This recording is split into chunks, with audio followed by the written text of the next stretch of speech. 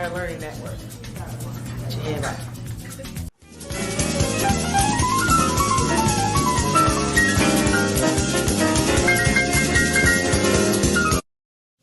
We love you on Windy City Live. Yes, we do. Tell us, how did all this happen? How did this come about? Well, I play me. I play Val Warner in Chirac, which is really cool. So when people see this movie, they are literally seeing Val, and I am a reporter in the movie. We talk about the violence, but what can we do personally? I think we got to be engaged, and I think engaged in a number of things. In our block, in our home, in our neighborhood, we got to be engaged. We got to fight the issues. We got to fight a government that is abandoned, whole communities on the south and the west side. We got to fight a governor who's cut out every youth employment program, who's cut out violence prevention programs, who's abandoned our communities and the poor and the vulnerable. And I think we got to reach out to our brothers on the street and love them and respect them and help them, not just demonize them. I'll just say like this. First of all, give you the history of coming to Chicago and telling my jokes as a young cat. I'm 37 now. I started about almost 15 years ago. Elroy taking me under his wing, letting me do some jokes here and there for the radio stations and all that kind of stuff. I learned that no matter what you do and how much of a genuine heart you have, and if you're coming from a good place, people are going to criticize if they don't agree with what you're doing. Yo, what's up? It's your man Tony Schofield from 106.3 Chicago's R&B, and you are watching Men on Higher Learning. Now, I used to hang around with some men that was into some higher learning. It just wasn't that kind of higher learning, but I got myself together now, okay? What is it that you do in your quiet time, in your meditation time, that allows you to bring us the films that you do? I sit courtside in Madison Square Garden, world's most famous arena.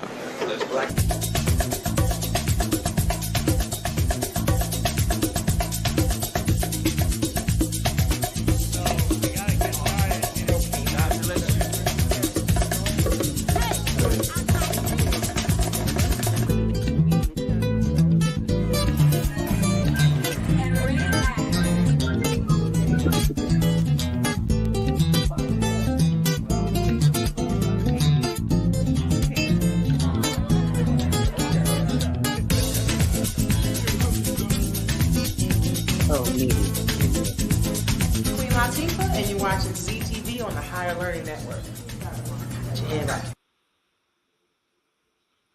Grand Rising, and thank you so much for joining me. I'm your host, Zelda Speaks, the stressologist. Any stress in your life? Well, most of us do. Unfortunately, we don't know what to do with that stress, especially as it relates to worry.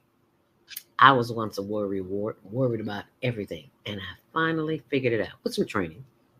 Yeah, I've been certified with the American Society of Training and Development, the National Speakers Association, and a host of others. But none of those organizations helped me stop worrying. They just gave me validation for the public to see what credentials I have. So the credentials I have now are from life experience, and I've learned how not to worry. And you can learn how not to worry too. It is indoctrinated in us to worry. We don't have the answers, so we think the worst is going to happen. Well, I got a solution to that, and that is the Worry Workshop. So I'm going to pull that up for you on my blog. Why do you worry when you don't have to? Go to my blog, zeldaspeaks.wordpress.com, and you can sign up right there and find out how you. And remember, sharing is caring. If you care about yourself and your loved ones, help them see their way out of a mess. Give them the gift. It makes a great birthday gift. It makes a great holiday gift. So instead of running to the store getting something that they really might not need, give them a worry-free life. Give them the gift of a worry-free existence. And thanks for sharing. Make it a great day.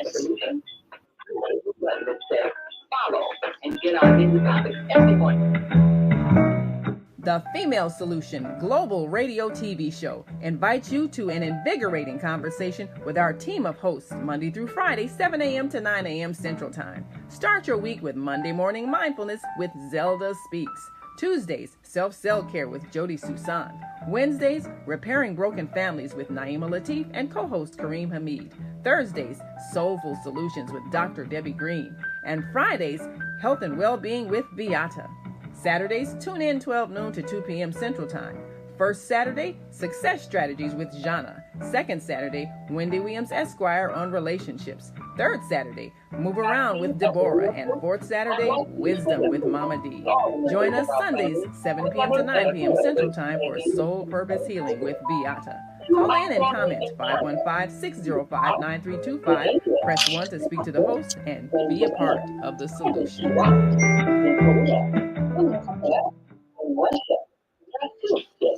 In Germany, Guten Tag is Poland. Bonjour in Spain. Hola in Italy. Ciao in Egypt. Hasta Matata in Ghana. Aquaba in Nigeria. Pineo in South Africa. Salbona in Senegal. Nandada in Kenya.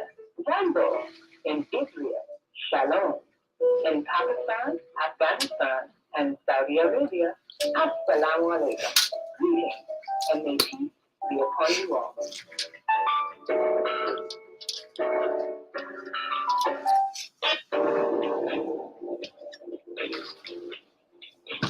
Monday morning, I struggle to get out of bed into the swing of things. Don't worry, you are not alone.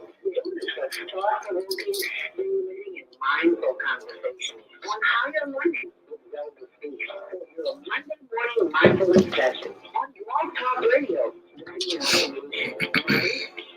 7:30 until 9 a.m. Be sure to leave your ideas, thoughts, comments, and suggestions. Also, if you'd like to be a guest on the show, visit ZeldaSpeaks.com and send us your info. We'd love to have you. Experience mindfulness moments with the mindfulness/spiritual coach. And thanks for sharing the mindfulness moments with us today. Feel good, stay empowered, continue the expression of mindfulness on higher learning with Zelda Speaks. Make it a mindful day. Thanks for listening.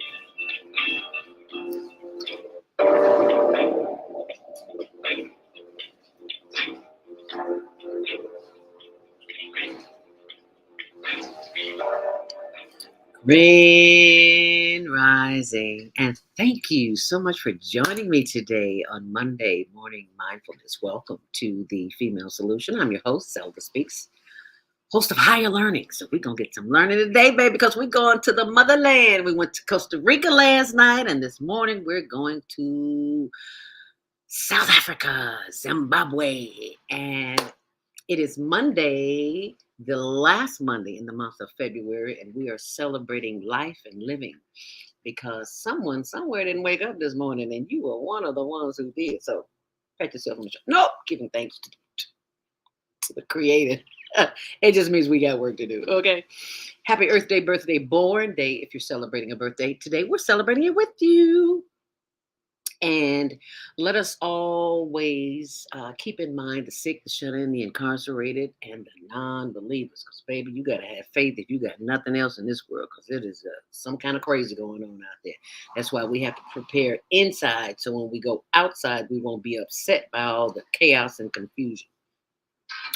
In the news, voting officially tomorrow. You can vote today. But tomorrow is D-Day, so be sure and go out and vote for the city of Chicago, mayor for the city of Chicago. Now, you know it's going to be a runoff. There's 9, 10, 11 people running for mayor, and only one is going to get it. So go out and vote. I'll be voting first thing in the morning. I'm not doing any early voting. I want to be there on election day. Plus, I'm lazy because it's right across the street. Don't tell nobody I said that, all right? Okay, so you be sure and get out and vote. Today's topic is Reflections and Connections, Chicago to Africa. And our first guest is in memory of Marva Jolly Pitchford, my cousin, who made her transition some years ago, but we remember her because her anniversary is today. She is the artiste. She taught at Chicago State University on 95th and King Drive for years, and now my girl Troy Tyler is teaching there as well because Herb Kent, the Cuzan, hooked her up with that, and it's just such a blessing to know people and to be among the land of the living. And speaking of living, the second part of the show will be with Amandilo Cuzan, filmmaker, community activist Amandilo Cuzan, and he's a former team member of the Higher Learning Network. So this is going to be a very interesting show. If you're listening online, be sure and join us on our YouTube and Facebook channel, Higher Learning TV Show, and on my Instagram pages. Comments is Grand Rising, our executive producer, beautiful queen. I'm looking forward to going to Africa. Yes, sir, we are going to the motherland today. You just said we went to Costa Rica last night. We're going to the motherland. So start saving your pennies. No. Not your pennies, your dollars. Like, they cost money to go to the motherland. But you mess off money on everything else. If you want to do something, you'll find the money to go, right? Okay, right. Alrighty.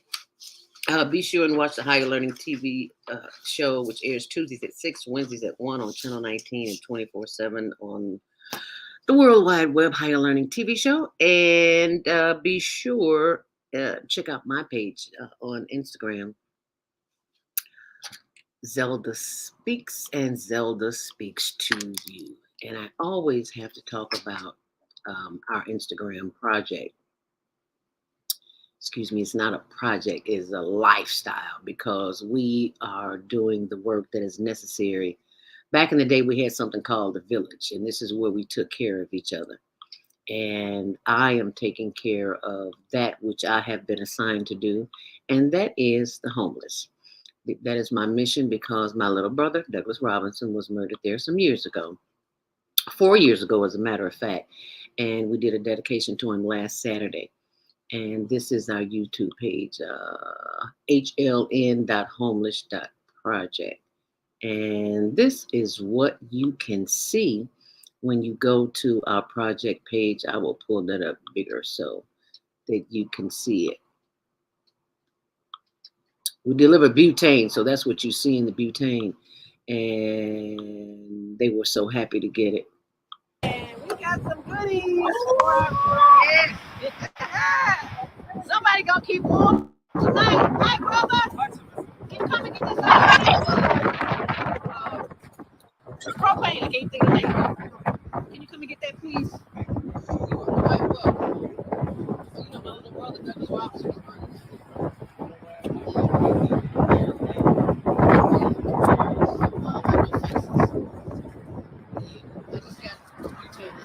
I remember you came to the church service. Yeah. This past week.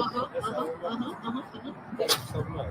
We all gonna spread the love, and I'll keep begging for money for butane. All right? Y'all have a good day. Y'all can see we out here. It's cold. We're out here on Displays Avenue between Taylor Street to the south and Rose. At your own leisure. And see the butane. I'm always asking for donations for butane, because butane is what keeps them warm. And you heard him. He was like, oh, wow, look what we got here. We got butane. We're going to be warm tonight. That's like, wow, something so simple. They only cost $9.87 for a pack of 2 16-ounce canisters. And those canisters keep them warm for 8 hours. So it's like they can keep warm overnight and then parcel the next morning. So I want to thank you. So keep those donations coming in, and they are tax deductible, and you can send them to, this is our information here. Cash App is Zelda Speaks, the number 2, Venmo, Higher Learning Network NFP, and Zelle. You have to email me because it's my personal one. I'm not giving that out over the air. And PayPal, they won't let you get 2. So I had to use mine. But for PayPal, higherlearningnw@yahoo.com. And do remember, all donations are tax deductible. Okay? So thank you so much for sharing and for caring. And that's our morning news. Be sure and stop by diabeticdonut.com to get your free download on how I reversed type 2 diabetes. Now, everybody somewhere is probably a diabetic, and they just don't know it, because we sit inside all day and we sit on these computers and we're not active enough. So that sometimes causes a problem.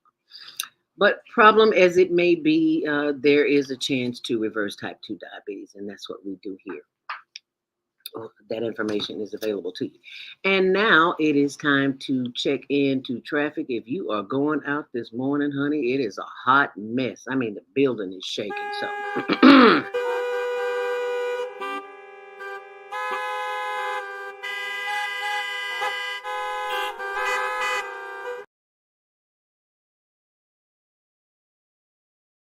Kelly of itex.com. If you are an entrepreneur or business owner and you have products or services, you can barter. You can buy whatever you need through with barter dollars. IRS Treasury recognized because you're wasting money if you're buying things. If you're going to big box stores, Office Depot, Home Depot, Walmart, Target, wherever you go, you can buy anything you can buy at any other store. You can buy it at iTex, and you don't have to pay cash for it. I'm like, why is everybody still paying cash? Well, some people are waking up, so you be sure and mention the promo code ZELDO. Thanks to Richard McGee, always giving honor to the ancestors for making this possible. Okay, those who came before me who made my way possible. So, as we take a look at the traffic in the traffic and weather. It's going to be in the 50s today, almost 55. Can you believe that slight chance of rain showers? Oh, I'm looking out my window, honey. It's rain and fog everywhere. Moderate to heavy, and a few storms today, honey. That's heavy to me. Strong winds falling through, winds up to 50 to 60 miles an hour. That's heavy. Heavy rain today. And low down tonight, down into the 20s. Metro and CTA, there are no reported delays, but at Western and Ogden, there's a flood. So if you're heading out, don't go in that direction. You will be sadly disappointed. Inbound on the Kennedy, it is your Monday morning mindfulness madness in the traffic. It is 31 minutes in, 21 out. On the Edens, it's 24 in and 19 out. On the Eisenhower, now you know it's always another story on the Eisenhower. It's 45 minutes inbound, almost an hour, and it's 35 minutes out. If you're headed to the airport, you do want to allow yourself some extra travel time. On the Stevenson, it's 30 minutes in, slow at Harlem, 24 on the reverse. On the Dan Ryan, it's slow from 111 to 95th Street, and it's 27 in on the Dan Ryan and 19 out. 21 in on the Bishop Ford, 19 out. There's a ladder in the middle of the street on the Bishop Ford on the inside. So, yeah, that's what I said. Be aware of that. You might want to slow down. On Lakeshore Drive, it is 12 minutes in and 11 minutes in reverse. And that's your traffic and weather sponsored by Karen Kelly of itex.com. And hope you enjoyed that this morning, because right about now, it is time for your Monday morning mindfulness word of the day. And, excuse me, if you do not take the time to go within, that's what this is about. Monday morning mindfulness is your time, your quiet time, your special time to do that which is necessary in order for you to have peace when chaos comes your way. And that peace comes from Mike House today. The word says Monday, February 27th, 2023, God's love never changes. Now, you know I need to make this just a little bit bigger because that is awfully small, and I need to enlarge it so I can see the words. That's what happens when you read from your phone, right? It's a little small, so now I can open it. There we go. God's love for us never changes.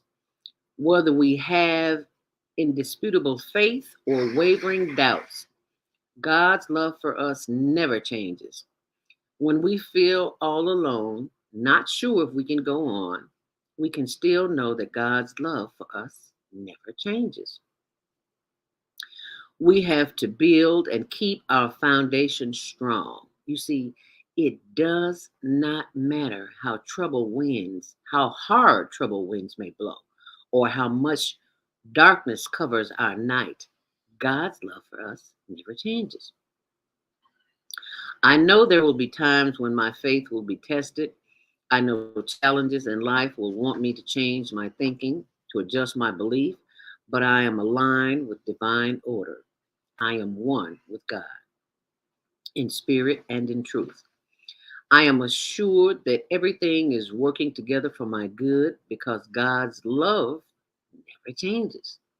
Thank you, love in me, through me, as me, and around me, through the Christ within. And so it is.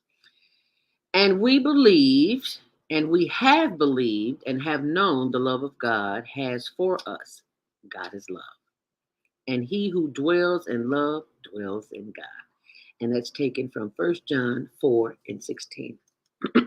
Excuse me.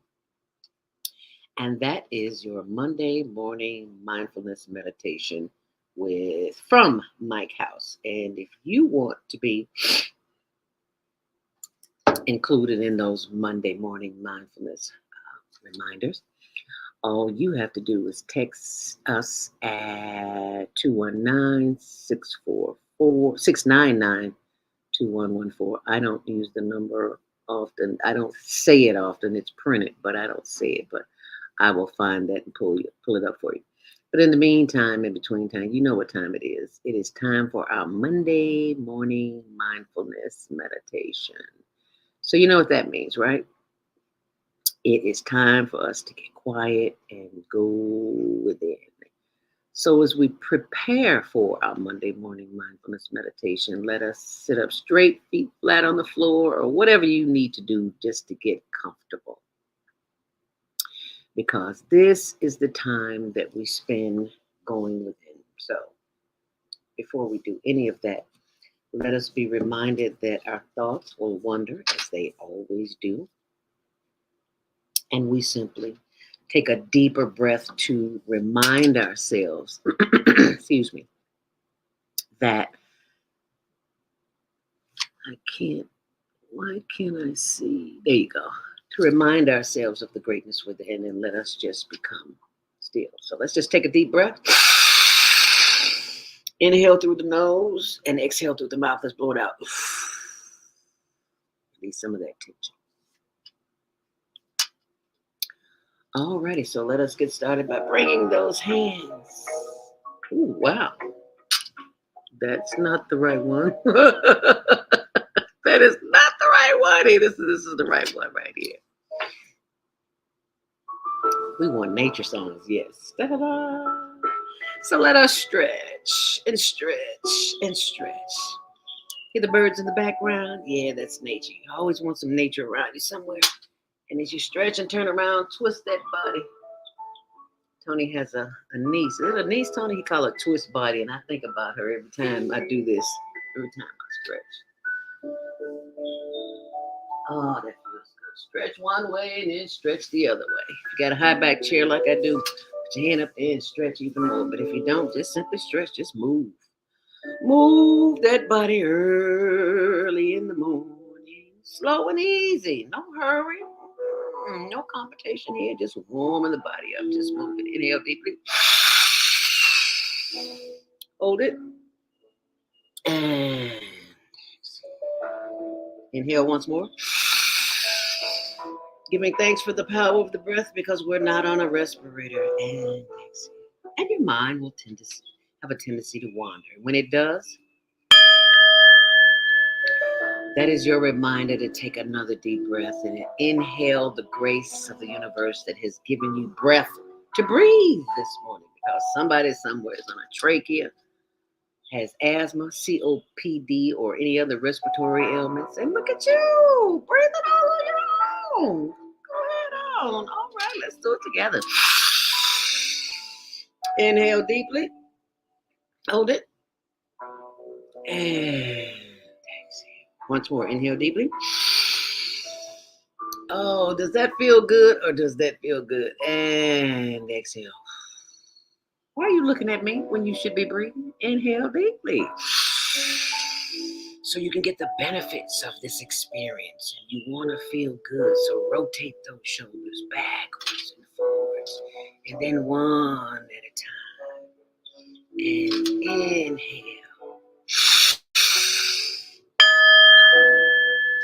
And exhale. And just be with that breath. Feel what that breath is doing for you. It's giving you life. It's giving you insight. It's giving you the ability to think, to be quiet, and to be grateful, if nothing else. Be grateful for the experience, for the challenge, and for the breath. Because if you were not equipped to handle it, you would not have breath in this body. So let us inhale deeply. Bringing all the energy of that breath to the top of the head, down through the forehead and the face, and the chin, and landing on the shoulders. Blow it out. Inhale deeply. And exhale, and let that energy flow out through the arms and the shoulders and the back and the sides and the buttocks. As we do the higher learning hip roll from side to side, because as long as you're sitting, you need to be moving in some kind of way. If you don't do nothing but slide your, I got that from my therapist, slide your feet back and forth. That's movement. You need some kind of movement. Inhale deeply. Hold it. And exhale, sending love, light, and energy down through the buttocks and the hips and the thighs and the knees. Oh, yes, those glorious knees. Love my therapist, Colleen, because she keeps these knees in order. Thank you, girl. And thank you for rubbing any part of your body that is speaking to you, that's telling you it needs a little help. So you need to give it a little help. Simply breathe in and make the necessary connection with what you need to do. Heal the part of the body that is speaking to you this morning. As we inhale deeply, moving that breath of life down through the legs and the ankles and the arches and the instep and the top and the bottom of the feet and the toes. Yes, feel free to wiggle those toes, bringing that energy back up as we inhale. And exhale. Inhale once more. Bringing that energy back up through the legs and the knees and the thighs and the hips and the buttocks and the back as we continue to breathe in and breathe out, giving thanks for the power of the breath. As we inhale, bringing the energy back up through the upper part of the body, back to the shoulders and the arms. And we continue to inhale and exhale, bringing those arms up and giving thanks for the power of the breath as we blow it out. As we inhale, bringing the energy back up through the solar plexus and landing on the shoulders and rotating those shoulders, feeling the energy move through the body, rotating and stretching and just loving on this body. It has carried me thus far. I am most grateful as we inhale. And as we exhale, inhale once more. Bringing that energy back up through the throat to the top of the head, to the crown chakra. We give thanks for the power of the breath, because it is the power of the breath that will calm us in times of chaos and confusion. How do I know? I get good practice. I get good practice every day. Inhale deeply. And exhale. And as your mind begins to wander, just simply remind yourself that it's the breath that we're focusing on. Inhale deeply. Remembering two of the most powerful words on the planet, I am. And whatever you repeat after those words is what you become. I am healthy. Despite whatever's going on out here and within the body, say those words, because it reverberates into the tissues, into the cells, and the walls, and the arteries, and the blood, and everything in the body. So you have to reinforce what you know in your heart, mind, and spirit, and relay that information to the body. I am healthy. I am happy. I am whole and complete. I am divinely guided and directed. Inhale. I am that I am, and I give thanks for the power of the breath in this moment, right here, right now, where I am at peace. And I continue to be at peace because peace is what I am. And I give thanks that I am in a position to meditate because somebody somewhere is going through sheer chaos and they don't have any quiet time or quiet space that's available for them. And this is exactly why we must do what we need to do in order to make this happen. This is why we meditate to activate. And these are the t-shirts that are available on higherlearningnetwork.org that will help you and remind you of what you need to do, of what you can do for yourself, to remind yourself every time you look in the mirror, inhale wealth and exhale debt. Yeah, let's do that one together. Inhale wealth and exhale debt. Blow it out. Here's another favorite. Inhale faith and exhale fear. Oh, Lord. So what are you afraid of this morning? That which you are afraid of will usually come upon you.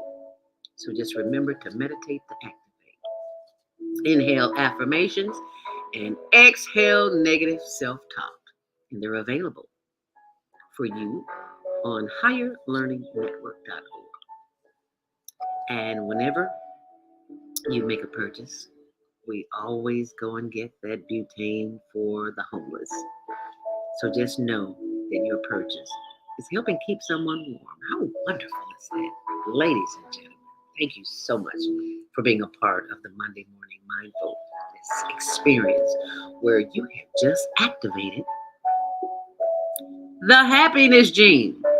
And you wonder why you're smiling. There's a smile on your face because there's a smile in your heart. Yes. So you're happy. Don't be laughing at me, Tony. Because it's a good day to be happy, right? Yes. So thank you so much for being a part of Monday Morning Mindfulness Experience. And when we come back, excuse me, we will be so happy to celebrate Reflections and Connections, Chicago to Africa. And the first part is with my cousin, Marva Jolly, who made her transition some years ago. But today, the 27th, is her anniversary. So I'll be sharing that information with you when we come back. In the meantime, in between time, let's take our first commercial break. Thanks for sharing this video. Text somebody, let them know that Monday Morning Mindfulness is on. Crime in Chicago continues to increase. Communities and politicians must come together to make a change. No one person can solve these problems by themselves, but I believe together we can make progress. Let's provide job training, economic growth, and invest into our 77 community. Let's rebuild and restore Chicago. Vote for me for mayor of Chicago. I'm Dr. Willie Wilson, and I approve this message. Paid for by Willie Wilson for mayor.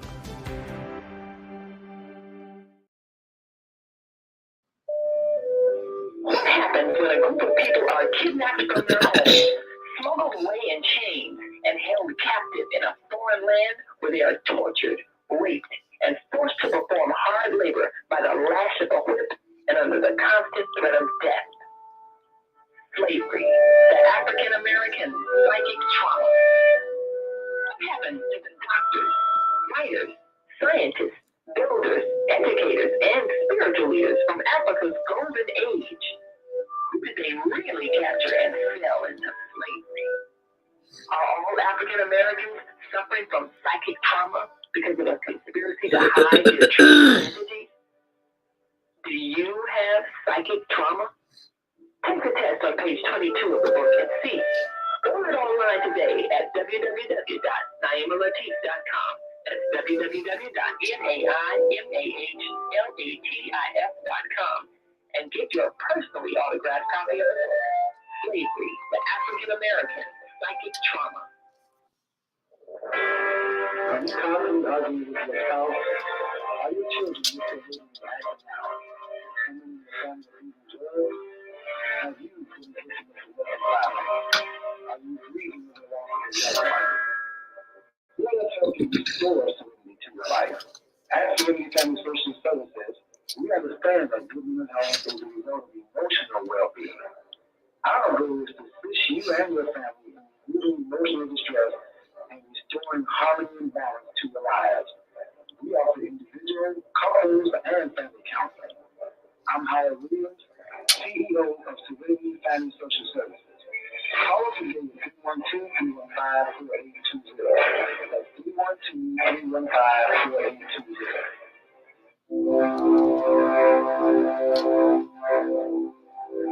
Do you want to live in a world without war? Join our global peace movement. Helping culture, world peace, and restoration of life transcend culture, religion, ideology, and other boundaries to achieve peaceful harmony in the global society. HWPL is committed to bringing world peace and cessation of war through peaceful dialogue between religious groups. I direct the team of HWPL Chicago branch of North America. Join us for our next gathering. Call 773-580-1501 and be a part of the movement for world peace. Email us at chicagohwpl@gmail.com. What if you could live to be 120 years old and remain active, healthy, alert, and vibrant? Our bodies are made up of cells that are constantly rejuvenating. So if we take proper care of ourselves, we can literally defy aging. Join us every Tuesday from 7 a.m. to 9 a.m. Central Standard Time to learn about self-care from Tucson Essentials on the Female Solution Blog Talk Radio Show. Learn how to help your body and your cells feel rejuvenated each day through proper nutrition, sleep, frequency medicine, and many unconventional methods of self-care. I'm Jody Cuzan. Join me and my amazing guests by calling in at 515-605-9325 and press 1 to speak. We'll help you achieve a breakthrough in your health today.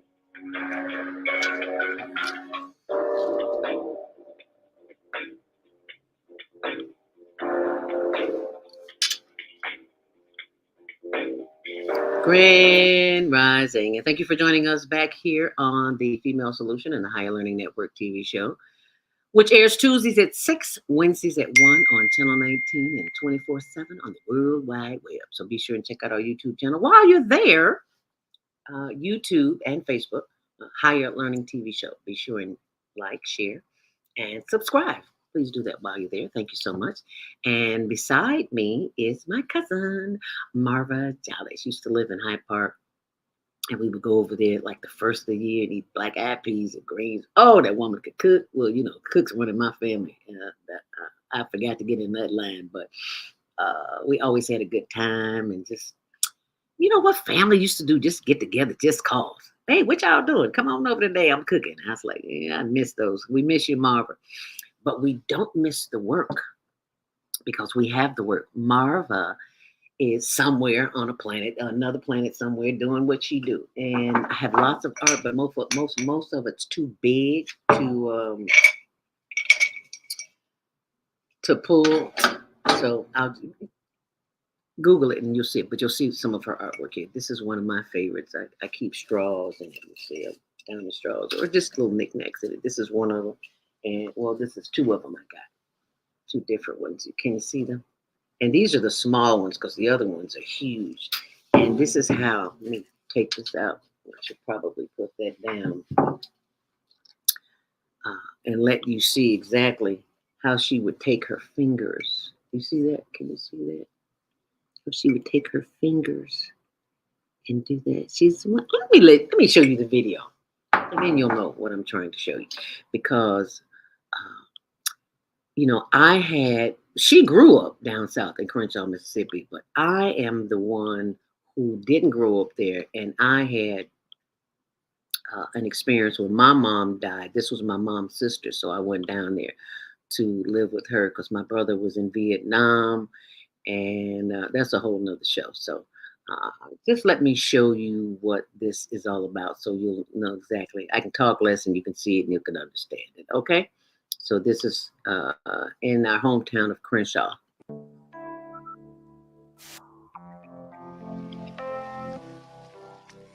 Growing up on a farm in Crenshaw, Mississippi, has a tremendous amount to do with the fact that I work with clay. Because as a child, I spent my life in rainy days making mud pies. I have always been a mud person. I have always liked to work with clay, with mud. My mother told stories. We told stories. When I discovered clay, I decided, I will just draw some stories on the outside of the pots. Marva Lee Pitchford Jolly was a ceramicist who used clay to tell stories that had spiritual power, a power that came from her experience as an African American woman. She was a down-home, down-to-earth person. She carried that mother wisdom. We all are connected. We share an energy.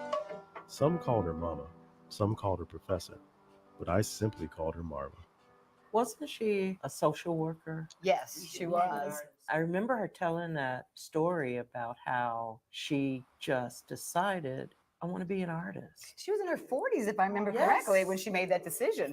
People thought she was a little unhinged to quit a job To be an artist, right? With benefits, with pension.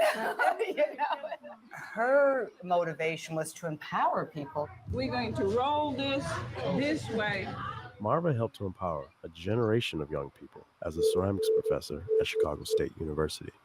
I work at a university that is not important to a lot of people outside. But it was to Marva. And Marva really promoted a strong work ethic with her students, and I think they appreciated that too. Take your clay out and let's begin. Oh yes, you're ready. Community mattered to Marva. She mentored artists throughout the city and the world, including me, and artists like Warris Hawkins, the Astor Gates, and the women of Sapphire and Crystals. That's right. One day Marva said, I've always wanted to do a women's show. So she contacted the Southside Community Arts Center, and we did all of this stuff to prepare for the show. And the guys are upset because they're saying, why are you all having a show for just women? And you should be having a show with us. And so I have to say that the irony of men saying that is just... Sapphire and Crystals is taking on a life of its own. Marva was central to the founding of Sapphire and Crystals in 1987, a collective which remains active to this day. Marva had a lot of clout with people. We've shown at Elmhurst College, we've shown at Prairie State College, the Norris Cultural Center, Black, White, and Blues at Woman Made. We have done 20 to 24 shows over the years. We really took care of everything. It was collective and cooperative from start to finish. And Marva would get on our case. All right, y'all, we need to come up with something. We got to do something. She saw things very clearly and saw when we all needed to move. Okay, yeah, but now we need to move. She just kept us going. This is a story that some members of my family had at one point. Marva's strong will came from a place of loss. My mother's death, at 9 years old, I knew that the decisions that I made about what I was going to be was going to come from me, because I didn't have a mother to talk that over with. It is me I want to be prouder and satisfied. She stayed connected to her Mississippi roots, and digging deeper, traveled to Africa to put her hands in the mud and the earth with Zambian master potters. This is the first time I have ever worked on the floor.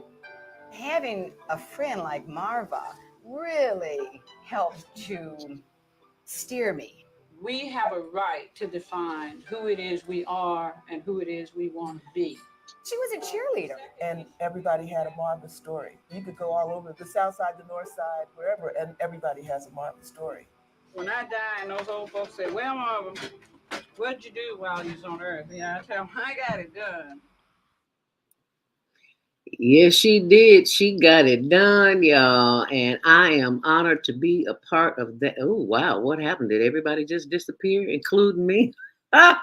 reflections and connections. And that is what we're talking about this morning. That's my cousin Mara Jolly, who made a transition, but celebrating her anniversary today because she taught at Chicago State University as a ceramics professor.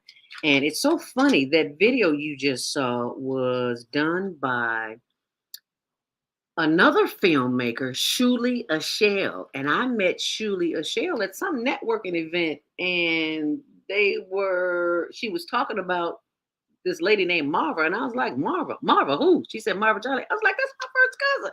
My mother and her mother were sisters. So am I saying that right? Anyway, it's been a long time.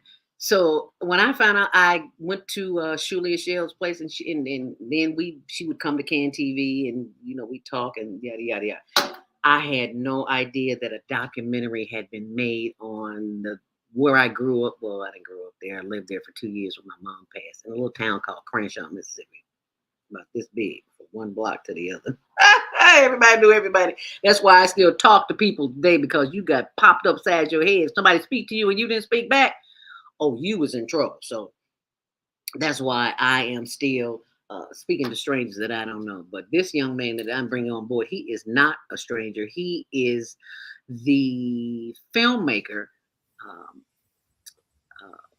videographer, you name it. His credentials are just so long. Community activist, I can't even think of them all. But ladies and gentlemen, please welcome to the show, Amandilo Cuzan. Thank you so much for being with us here today, Amandilo. Oh, it's my honor, Zelda. Thank you for just keeping that good word out there. We need it badly. Well, it's people like you who continue the process of getting the word out, and thank you for getting out the word out about Zimbabwe, because otherwise I'd have never known anything about this project. So, and then last week, Pastor Stevie Robinson was on the show. I'm like, are you kidding me? Yeah, brother, I didn't know who my daddy was, so he could very well. We got to have that conversation. But anyway, he was on the show last week, and he talking about. I always wondered if you guys were related. So. Yeah, it's like, because I know who my daddy is. I don't have a clue. I don't have a clue. So we're going to have that conversation again at some point.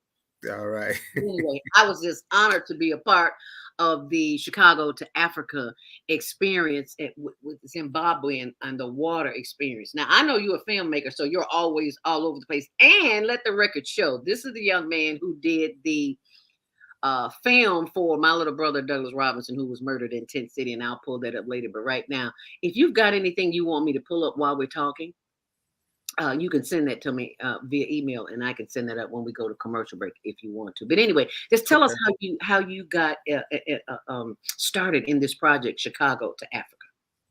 Well, it was quite a journey, I must say. It started technically, I would say, when I had the great honor to go to Venice, Italy, in November of 2021. I was working with Blacks in Green, Naomi Davis. Yes. She had developed a design for a house called House's Garden. It's a 4-flat building, which is energy efficient, it's revolutionary. And she partnered with a world-renowned, internationally renowned architect named Michael Sorkin, who unfortunately passed away from COVID a couple of years ago. But the design for the house won an award. And as she was able to go to the award ceremony, I was able to go along. It was in Venice, Italy. Oh! Yeah, I had a chance to travel internationally for the first time. Oh, was it your first trip? Oh, it was my first trip. Yes, it was. And I've had 4 since then. Oh, so, wow. You're a globetrotter now. Oh, yeah. It's in my blood. I can't help it now. So, and I need you to say that again, because people need to hear that, especially those living in America. We think America is the bomb.com, which it is. But you need to go outside of this country to see the rest of the world. Oh, yes, you do. Yes, you do.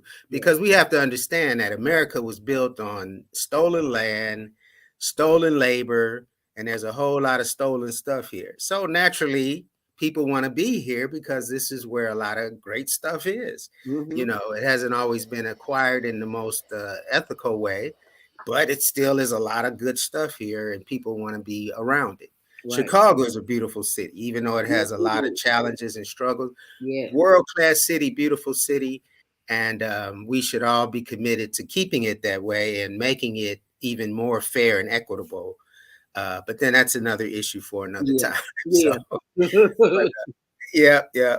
But I did get a chance to see other parts of the world and to be able to have that perspective. And as you say, Zelda, I would encourage everyone to put it on their list to get out of this country at some point, so you can just get that perspective and understand that there's a whole lot more to the world than just these 50 states that we live in here. So, yeah.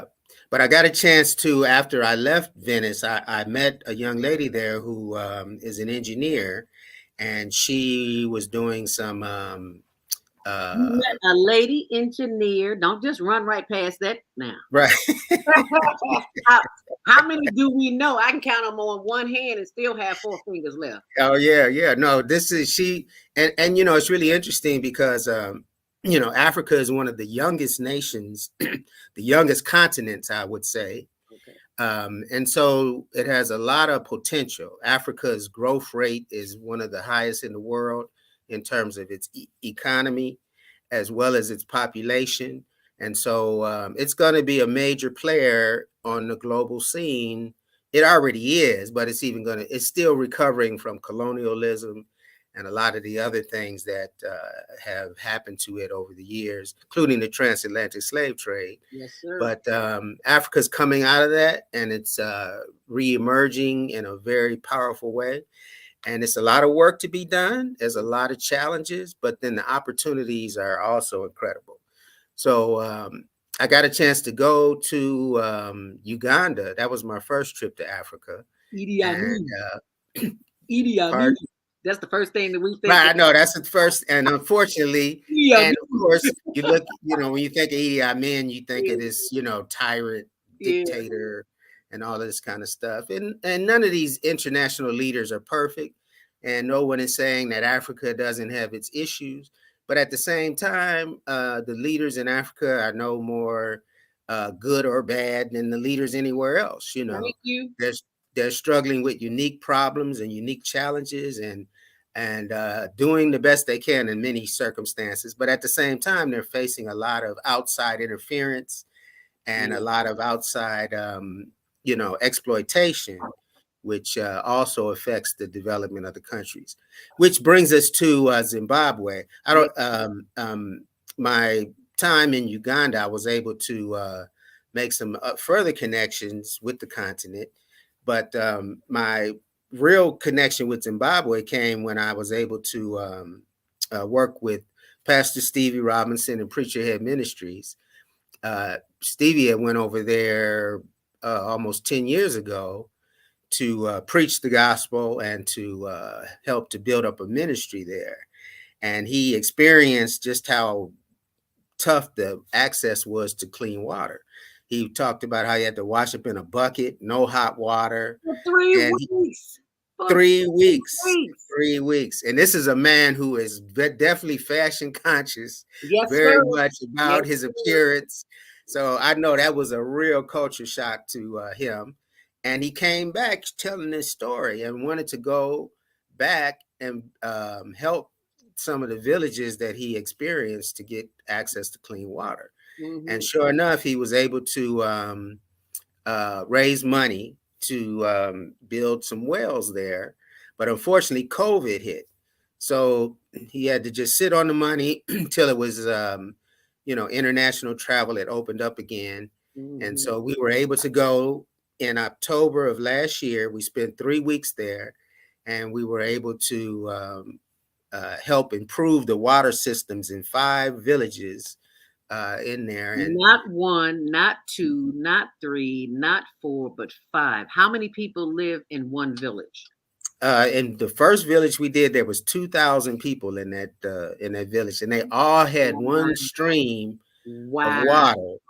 It was water that was flowing out of a rock. So the water was a clean stream of water, but it was about 2 miles from the village.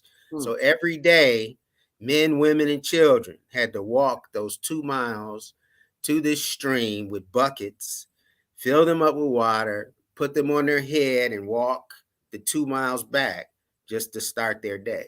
Then the kids would often have to go off to school, those that could go to school, because the educational opportunities are limited at this time. Right. So they had to walk almost 5 miles to the school after the 2 miles to get the water, then come back home that evening and walk back again to the stream to fill up their buckets again for the evening meals and washing and other things that were needed. That water was needed for. So it's tough. It's a tough life, but they have become conditioned to it. They have just accepted the reality that this is what they have to do.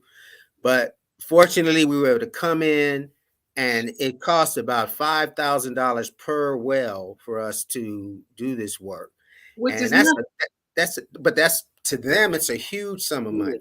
Yeah. Because the country is facing sanctions right now, which is due to the fact that Zimbabwe was formerly known as Rhodesia, which was named after Cecil Rhodes, who was a white European settler colonialist. And the small white minority in that country owned all of the best land. They set up electrical fences to keep the indigenous people away from the best land, so that if they came on that land, they would touch this fence and be shocked. Literally, some of them would actually die just trying to get access to their own land. So when they won the War of Liberation, they had to fight an armed struggle for many, many years.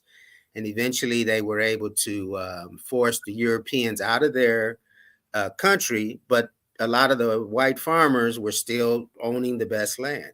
So eventually they made them move off their land so that the people could start to benefit from their own land. And that's when the U.S. imposed sanctions on the country. And now they're still suffering from that. It's been over 20 years.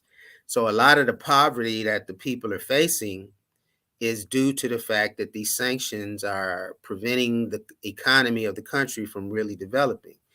There are some internal struggles as well, in terms of the fact that because the money supply is so limited, you have people that are exploiting the situation for their benefit. And so the people are suffering. They're caught in between. And so, we really just came in with a heart for the people to want to improve the water systems where we could. It's a small, effort when you think about the hugeness of the country and the needs, but it's still, the people were so grateful and just so thankful for that small improvement in their lives. It just made such a big difference to them. And we want to go back again. We're raising money now to go back again to work on. The government has already set aside 10 other villages that they want us to work in to provide this service to. And we are looking to add 15 more to that. So we want to go back and do 25 more locations. And we're raising money for that now in order to make that a reality. Well, I am honored to be a part of this experience because I too have washed up in a bucket of cold water. So I know what it's like. I didn't have to walk 2 miles going and coming, but I did have that experience. So that's why my heart went out when you sent that. I was like, oh, wow. I told you that morning somebody had I sold something, some kind of musical instrument somebody gave, because people are always giving us stuff to sell for the homeless and our other projects. And somebody gave me some money, and I said, okay, I'm not quite sure what I'm going to do with this yet. So I just put it in my bag. And then when I got there and saw the donation basket, I was like, this wasn't for me. I realized that this money was just, I'm just a vehicle for this money to come through. Amen. And I left it. Yes. And that is the attitude our listeners and viewers here on the Female Solution and the Higher Learning Network TV show are. We know that they are the kinds of people that have hearts and that they could miss a Starbucks or a nail or a haircut or something. So we are very grateful. that we have that kind of community with us, because it is the community, village back in the day. Everybody That's looked out for right. everybody. That's right. But now we have taken it to another direction, but now we're bringing it back in this direction to keep this village, because yes, we are our sister and our brother's keeper. And the young Yes, people we might not are. know until today, but they know now. They know Yes. now. So what are some of the ways in which people can get involved, and how would they do that? Well, of course, financial donations are very welcome right now. We have a fundraising page on givelively.com, and you can get access to that by going to the website, preacherhead.org. That's preacherhead, one word, .org. And there'll be links to the fundraising page on there where you can give your financial donations. We accept any donation. We like the brothers on the subway, pennies, nickels, dimes, Right. anything can help. Because But it of all course, adds. yep, it all helps. It all helps. But we do want to, get those who do have the means to be able to, give more. If we get 100 people to donate $1,000, that's $100,000 right there. Of course, we know that others will not be able to give that much, but whatever you can give, whether it's 100, 50, 20, 10, $1, it all helps. I mean, because again, the people that are there are so much in need for any type of help, and your dollars go a long way there in Africa, Yes, because a very long way. yes, because the exchange rate. So yeah, so if you go here, here's the Clean Water Project page here, and there's some videos on there that I was able to shoot while at there. I'm still editing them up. I did 2 of them. There's 3 more sites, plus some of the interviews that I did with people, and it was just a beautiful experience. The people are just so full of life, and as you can see in these babies' faces right here, they just and they had never seen that pump with water flowing out of it in their lives, because that pump had been broken for years. And we were able to come in and make that happen for them. And it was like just such a beautiful experience to share. So, in fact, you can see a little bit of it right here. Yeah, we get a chance to look at that. Yep. Before we go to our next commercial break. And you filmed it. You were walking with them. Yeah. Oh, yes. Yes, I was. And it's a good little walk. This is a little bridge. Well, it's a makeshift bridge over this stream, but that's the only way to get across. I splash the water on my face. I feel there's someone in my face. I know you're. And the journey goes on, ever forward, never backwards. Amen.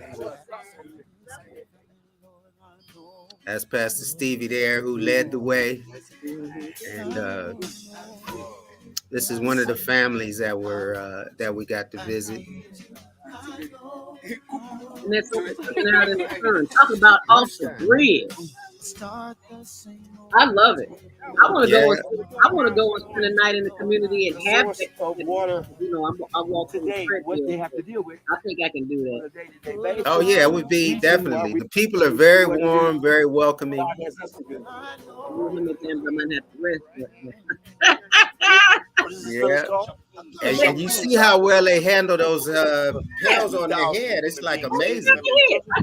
And this is the source of water in which these people are drinking right now out of there. This is where the 2,000 people have to come. And as you can see, the source is the water is coming out of the rock. But this is the only source that they have to get clean water. And as you can see, it's a clean, a relatively clean source of water, but when it rains, then this turns to mud. Am I right? And when this turns to mud, but what they got to do is filter the mud out of the water.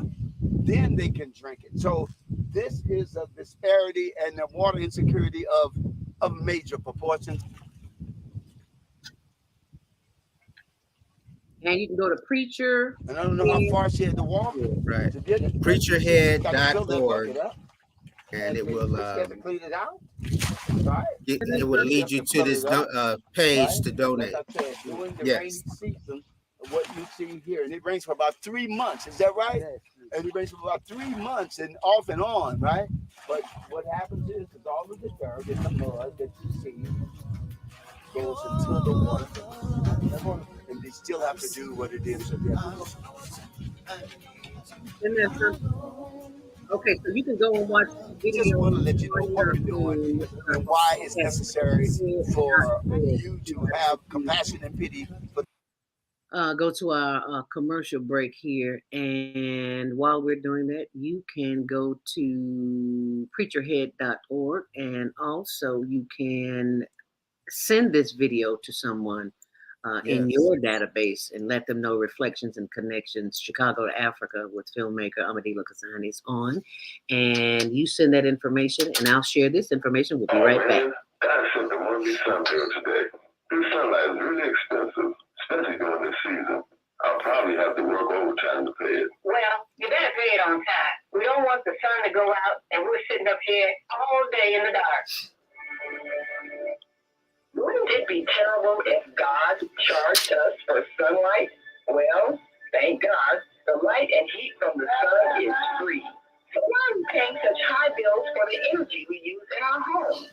Because we don't know how to use solar energy, the free energy from the sun. You can convert your regular home to a solar energy home and save tremendously on your electric bill. Take a look at your electric bill. Wouldn't you like to reduce or possibly even eliminate that cost altogether? Let one of our solar consultants show you how. Call today, 312-849-3456, and schedule a free consultation. That's 312-849-3456. About finances, family, health, job, relationships. Are you in pain? Do you feel stuck? If you answer yes to any of these questions, help is available. Don't worry, you're not alone. It's part of the human process. You only feel this way because you haven't mastered the voices in your head. No hype, just down-to-earth, solid, workable tools and techniques that you can practice daily. It's really food for the soul. Whether you want to learn how not to worry about anything, whether it's type 2 diabetes, publish a book, promote your product or service, or just make extra money. Take advantage of the deal of the day. Go to wellnesspeaks.com or call 312-409-6619. Mention promo code a female solution and get free shipping. That's wellnesspeaks.com or 312-409-6619. Stop worrying today. Visit wellnesspeaks.com. Everything you need, what your body needs, is found in nature. So Susan Essentials doesn't do it any other way. Susan Essentials provides your employees and individuals access to over 20,000 nutritional products, and they are shipped direct to your door. Because Susan Essentials is certified in plant-based healing, we're committed to offer you the best nutritional supplements on the planet. They're non-GMO and sustainably produced, and we take the guesswork out for you.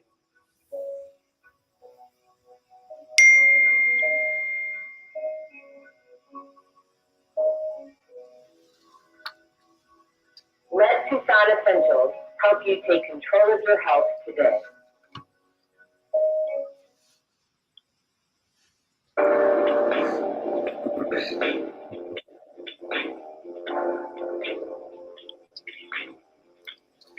And we are back live on the Female Solution and the Higher Learning Network TV show, which airs Tuesdays at 6, Wednesdays at 1 on Channel 19. My guest today is Amandilo filmmaker, community activist, historian, brother around the way who making it happen, who making things done, and make sure we know what we need to do in order to continue the concept of the village. And that's the title of the show today, Reflections and Connections, Chicago to Africa. What a blessing, what a blessing, what a blessing. We got some comments here.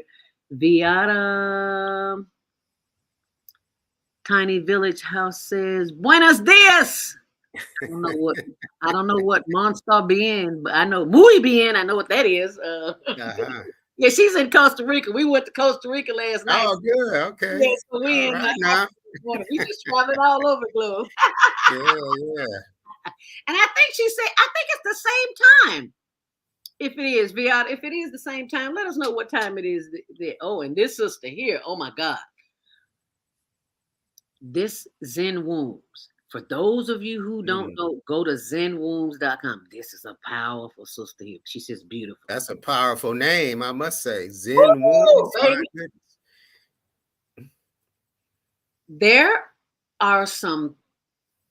There's an energy in the air that we may or may not be privy to, but you are now because you're on the Female Solution. And this is the Female Solution, I promise you, and the Higher Learning Network.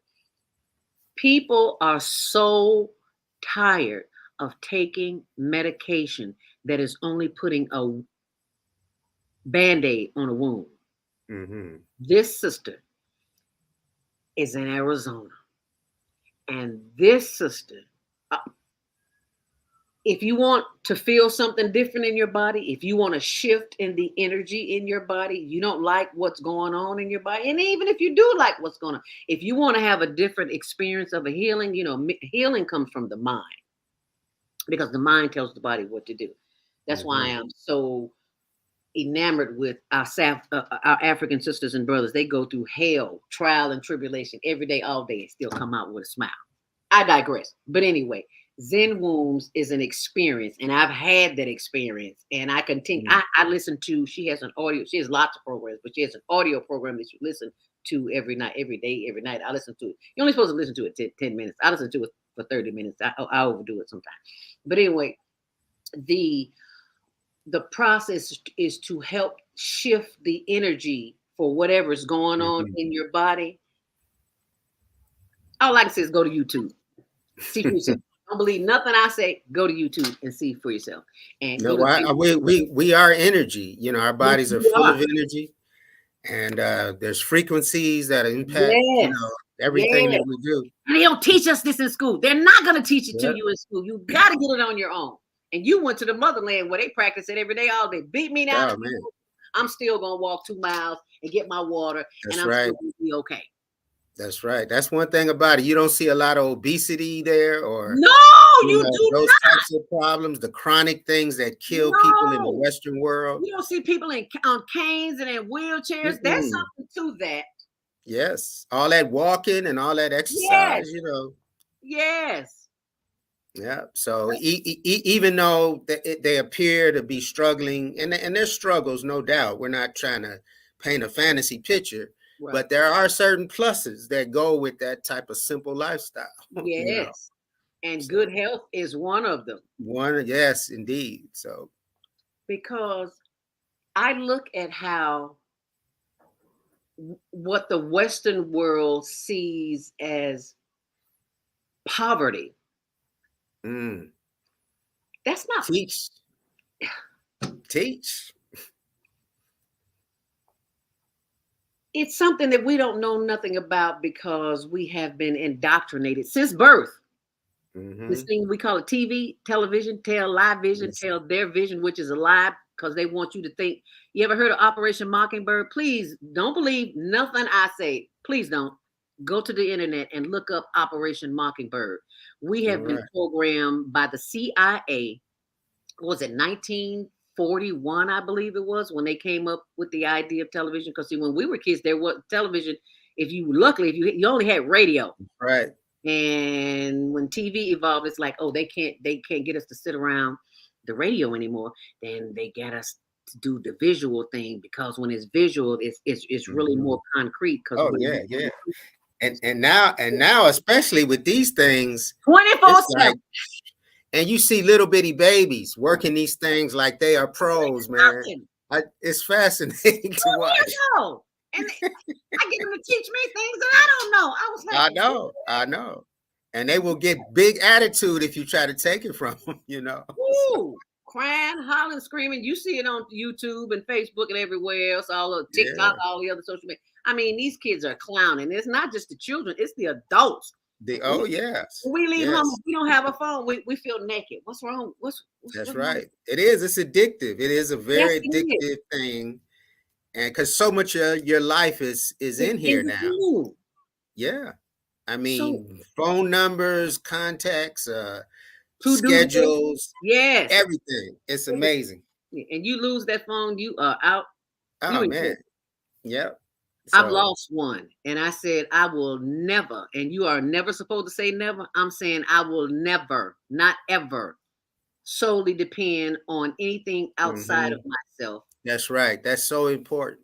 And it goes back to the point you were making, you know, when we, you know, look at the material abundance that we have here in America, it's a certain kind of wealth, but it's not the only kind of wealth. And in fact, it has a lot of issues associated with it that are very detrimental to our well-being. Yes, sir. And so, you know, we have to be very conscious of how to balance that out. When, like you were saying, a lot of the people that we look upon as wealthy, they're compiling all this wealth. So what? They can go to an island somewhere and get away from it all. It's like, you know, it's like, what's the point? Just cut out the middleman and keep your life simple. That's right. Keep your life simple and natural and connected to the creator. And you got something to work with. One of our sisters of the microphone, Maika, lived here in Chicago, and she left Chicago. I know everybody thought she was crazy and moved downstate Illinois to a farming community, a real community. And I was like, wow, that sister did it. We went down to the farm. There's a blueberry. No, that was the blueberry. Well, yeah, there was a blueberry farm down there. We went and picked blueberries, and I love blueberries. Eat them every day. Wow. Because I know of the antioxidant and all that other good stuff. Right.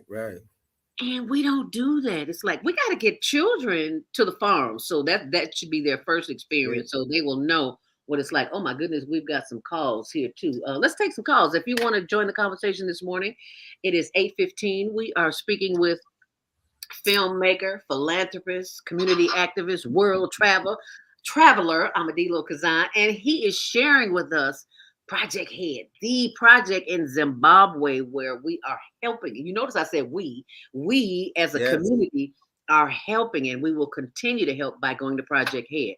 And preacherhead.org, and I just had it up. There it is right there. 515-605-9325. Press 1 to speak as we go to the phone line. Area code 706-202. I do believe that is Baba Kwame Sunhorse from Georgia. Grand Rising, Baba Kwame Sunhorse. How are you this morning? I am very grateful and thanks for asking. And Grand Rising to you, Sister Zelda, and to your guests. Thank you, brother. I sit here in the stolen lands of the Muskogee Creek in Eatonton, Georgia, and I sit on my porch and I can look out at this lake, which is part of the Oconee River, and understand the power of water. Yes. And the part that the brother is sharing, and that our ancestors and the people that occupy the motherland now are connected to the water, and the colonizers that came in to take, like Cecil Rhodes, you know, and Leopold, and all the others that came in there to do what they're still doing to this day, is taking Mother Africa's resources. So it's most important because we're dealing with it here and dealing with what went on in Flint, Michigan, what the people there were organizing with the people in Jackson about the water, because water is life. And we have to understand, we take for granted, basically, because you can walk in your kitchen or bathroom and turn the water on. You have, let water run until you get tired of hearing it running, or, we take it for granted. Where these ones that my brother is helping to dig wells, because it's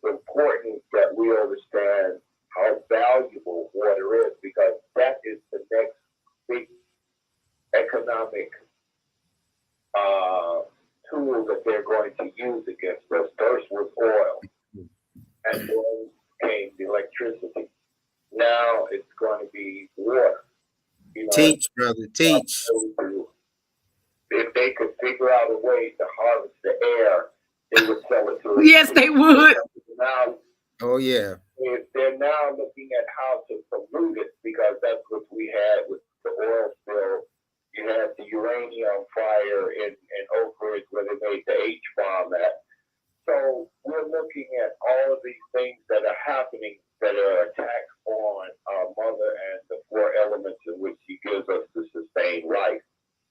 I was sent you this piece on AFROCOM, and I don't know how many of our people know about the military bases that they're doing in the continent.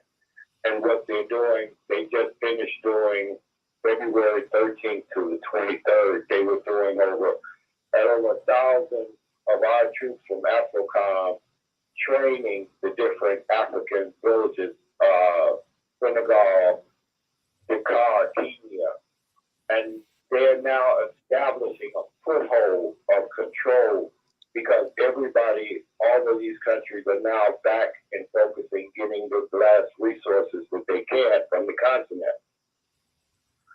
Wow. One thing I just wanted to share: the most 18 to 30-year-olds, the most 80% of the world's 18 to 30-year-olds is on the continent of Africa. Mm-hmm. Exactly. In fact, I was making that point earlier. There's a great potential, human potential there. Because right. And that's why when Julius Nyerere became president of Tanzania, back him and Kwame Nkrumah and all those, what he said was, whoever educates your children controls your future. Mm. What we're doing and what we're seeing is, here in America, they're on the continent. That time that grandmothers and grandfathers used to have with the children and helping to direct their lives, we now don't have lap time. We give our children, the grandparents now give the children laptops. And this is the most dangerous thing, as we were giving the television. Now they're giving the laptops and iPhones and iPads, because what we're going to have is a generation of Wi-Fi addicts. Mm. Yeah, I think we're already there, brother. Already there. We already there. Can't leave out the house without your phone. That's right. So what does that everywhere you go, people got their heads down on that thing, It's 24/7 programming, and we don't get that because we're too far into it now. So at some point. But I think we also have to understand that this is a new technology, and we have just as much ability to access it and use it as the oppressor does. Just like these videos I was able to do in Africa, and the video you showed earlier, that was incredible, with the sister Marva, your cousin. I mean, we are able to now use this technology in a way to tell our own stories. And in fact, I have a workshop coming up this month, March, next month, where we're going to be talking about how to use cell phones for social change. When you look at these recent unprecedented incidents where police officers who have murdered people are actually going to jail, none of that would have happened without a video. Right. George Floyd, Walter Scott, Ahmaud Arbery, so many others, Tyree Nichols. None of these cases would have happened unless there was a visual record of the crime that was being, and even then they're going to try to tell you that the person who was murdered was actually the perpetrator. Right. They're going to try to tell you, oh, he did this. When he was 5 years old, he took another kid's truck or something, anything to make that person seem like they deserve to be killed. Right. But these videos are still so powerful that they have still been able to get some of these cops to actually be held accountable for these murders, these cold-blooded murders that you see right before your eyes. They still going to try to tell you it's something else. So the videos are definitely a powerful thing. And even though there's a lot of garbage and a lot of trash out there, it's like looking out a window You don't control what goes past your window. It's just you can look at anything out there, but you can decide where you want to place your attention. And this is what we got to teach our children. You can't keep them away from this stuff because this is the way the world is now. But we can help them to discipline themselves so that they can make better choices about the kinds of stuff that they expose themselves to. I'm so glad you said that. And I thank you for what, because it's really important how we have divine intelligence, have artificial intelligence. The part of speaking to is being able to take the techno-spiritual and create what they're now doing. A lot of our children are being put in STEM, science, technology, engineering, and math. So we can write the programs, because what they did was they got rid of Jim Crow, but then they wrote it in as they call it now, the Jim Code, because they have the algorithm. That's cold. That creates the new form of racism and mental slavery. So what we're needing is to have our own, to create the programs and the algorithms that are conducive to identify us and who we are as a people on the planet. And I say our is because we're the original universal race. That's what we have to begin to claim as ours. Right. Out of Africa. All out of Africa, that's for sure. And I am pulling up on the screen your website, Amandilo, and in a few minutes I'm going to pull up the information that Baba Kwame's Sun Horse. Is this right? Owen Productions. Yeah, that's me. Okay. And I'm scrolling down and I see video production, graphic design, and workshops. Is the workshops in here? Yes. Okay. That's I don't. There's none posted on the site right now. Okay. Yeah, this is kind of a new design, a new website that I'm just kind of building out right now. Okay. But I've been teaching workshops for, it's been over 40 years now. And it's been incredible watching the technology change over the years. These are some of the groups that I've worked with over the years. And I made a conscious decision to focus my attention on grassroots community-based organizations. And I'm so glad that I have, because I've been close to, the Hollywood scene and some of these other mainstream media operations. And they have a part to play, but boy, if I'm going to put this kind of work in, I want it to be for my people. I want it to be for something that I really care about and that I really have a heart for. And it really has made a difference for me, because this stuff is a lot of work. Zelda, well, to keep a show, a platform going and keep regular guests and information flowing. It is a real serious commitment. Plus, just being in the public eye today is a great challenge. You have so many haters out there.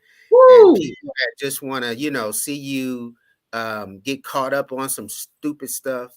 So you have to really kind of understand what you're dealing with and be very thoughtful about what you say and how you present yourself. So it's not something to take lightly. Everybody who wants to be famous or be on reality TV, I'll be telling them, look, you don't know what you're asking for. You sure don't. You don't have a clue. Man, this is not something for the weak-hearted. You think what you want to do. No. And I think so sad, because I heard someone say, well, what do you want to do? Ask a young girl, what do you want to do? I want to be a movie star.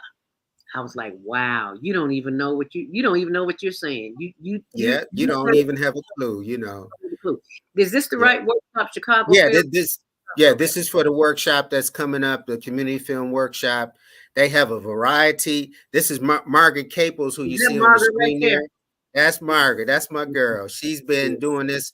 The community film workshop of Chicago is celebrating its 50th anniversary this year. 50 years. 50 years, man. Boy. No. Yep. And I mean, they have trained some of the top filmmakers in the country They have won awards with documentaries and all kind of other projects. And one of their greatest gifts is their workshops. And they have ones for advanced filmmakers as well as for those who are just kind of getting into the to the field. And the workshop that I'm going to be doing is geared toward young people, 19 to 25-year-olds, and teaching them how to use social media and cell phones for social change. We see, when we see these videos of these police murders, that's one thing because you're just catching something that's happening spontaneously and you can use it to try to get justice for something that already happened. But we want to start getting these young people to start think proactively. How can you start telling the story? Don't wait for a tragedy. Think about a message that you want to say, and we'll help you put it into a video format just using your phone. And some of these young people, they're very talented. They got some really creative ways to use their phones. We just want to help them learn the storytelling part better so they can define issues. They can sort through all of the confusion and the fake news that's out there and how to determine what's real and what isn't. And then being able to put together their own ideas into a story that really can make some changes in their community. These young people today are fierce. They are doing some organ. Oh, I love them. They just are doing some amazing things. And it's so sad because the few little knuckleheads that's out there killing and robbing and doing stupid stuff. Yeah. And a lot of them are just wayward, and some of them are just out there and they just bad, and you just ain't too much. They need somebody to love on them. That's what yes, they do. They do. They do. And a lot of them are hurting. They didn't ask to come into this world. This is the world that was already there, that was created for them, full of violence and hatred. And you got these fools on here now talking about that guy who does the cartoon, who was, basically said, I hate black people and I don't want to be around them. Right. I mean, these people are emboldening now where they don't even care about being just exposed as racist. It's almost like they're proud. Like, I can call you an N-word and so what, And it's like, okay, well, we'll see how far that goes, Right. But it's serious business. So these young people are coming up in this atmosphere, and thank God for hip hop too. That's another thing. Hip hop has done more to bring people together from all over the world, from every continent. That music genre has got these young people to look at each other in a whole different way. And I believe in the next couple of generations, we're going to see a real change in the society. I think this generation is just so full of the residuals of racism and hatred. It's going to go through some pretty rough and ugly things. And we already see it happening. And there's so many guns out there. There's so much, just bullying and just arrogance and so much just confusion. It's going to take some real upset and some real rocking of the foundation to change people and get them to where they can actually start to live like human beings again. But I think in this next couple of generations, we're going to see that change take place. It's going to be rough. It's not going to be pretty. And we already see some of the casualties that are coming along with this. But that's how it's always been. I mean, ever since we came to these shores, it's been a rough struggle. And we just have to be tough. We got to be able to, men, women, and children, all of us, we all play a role. Doesn't in all races too. This isn't just about a black thing. We black people got to take responsibility for our own struggle, but we're not in this alone. There's conscious people in every community that's trying to make a change, just like we have traitors in our community. Yes, sir. You got some black people that are more supportive of white supremacy than white people. Yes, and sir. So it ain't just about the person's color, how they look. Like Dr. King said, you got to look at people's character and what they bring into the table. Yes, and and hey, anybody that wants to stand up for righteousness and do something positive, I'm for them. I don't care how they look. Thank you. That's not important. I'm down for my people more than anything, because that's what I know. That's who I am. Right. And we need it. Black people need this help, because anytime something evil's going down, it's okay to lump Black people together and say, oh, all Black people this. Well, okay, when something good's coming in, okay, let's do that too. Let's say, okay, Black people deserve this break. Black people deserve not deserve. Black people are owed reparations. You stole from us. You took these things. You abused us, abused our ancestors, continue to steal from our community, and you owe that. It doesn't. And people will say, well, the white people ain't never going to pay you that. Look, that ain't even the argument. It doesn't matter. If somebody stole $100 from you, you don't go around saying, well, I'm never going to get it back. Right. No, you might say, well, look, I'm not going to focus on that. I'm not going to sit here and act like I got to stop my life until I get that $100 back. But they still owe you that. It don't matter whether they never pay you or not. They owe you that, and you have a right to demand that money back that they took from you. Yes, you do. And we have a right to go to our next commercial break because it's 8:33. We're a few minutes behind, so stay close, and we'll be right back with filmmaker, philanthropist, community activist, organizer, Amandilo Cuzan. Thank you so much for being here today. We got just a little bit more time, so stay close, and we'll be right back. Hi, I'm Dr. CJ of Valona Health, where we combine orthopedic manual therapy and neuroscience to treat the whole person. Our tip for the day is keep it moving. Doesn't matter how, just keep it moving, doing something you enjoy. Walking, dancing. All right. I'm having fun, Zelda. Okay, good. Wonderful. Well, hold on.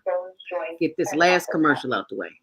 Okay. Internal organs and digestive system rely on our movement. Thanks for being a part of the Higher Learning Network, the Female Solution. Hi, I'm Naima Latif, executive producer of the Female Solution Global Radio TV show. We are a part of the online network of Associated Internet Radio hosts, On Air. On Air empowers you with transformative news and interactive radio TV shows. This is such a wonderful time to be alive and to see our human family coming together as one community as a result of that powerful tool, the internet. We can now talk directly to each other all over the world. There's no need for conflict or misunderstanding. There's no need for violence to solve our differences. We can talk to each other face to face until we reach an agreement. On Air offers a fantastic global guide to communicators from all over the world who are using their internet platforms to inspire us to strive to be our best selves in order to become the kind, compassionate, loving people we were all born to be. Once we do that, we'll see planet Earth transformed into a place of peace. Subscribe to the recommended YouTube channels, Facebook pages, and podcasts created by these Voices of Enlightenment. On Air provides daily news briefs and a weekly magazine to keep you abreast of events and opportunities. On Air news affiliates in television, radio, and print share information, insights, and interviews with notable personalities. Go to onaireverywhere.com for a daily dose of uplifting news. We're on air everywhere, online all the time.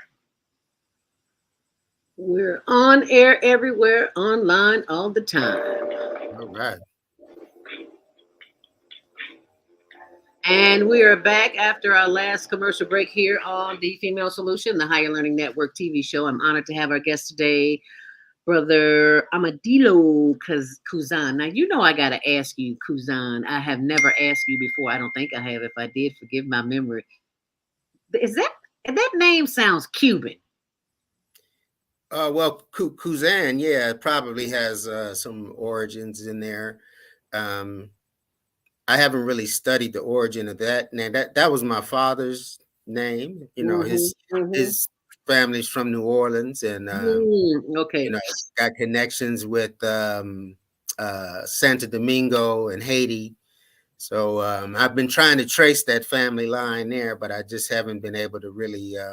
I knew it was some. I knew it was some. I knew it was some. It was some Caribbean flavor, some island flavor, something in there somewhere. I knew I could. You know, you could just see it in you, and plus the name too. I was like, how long I've been knowing him, and I never asked this question. Okay, so let's ask it now.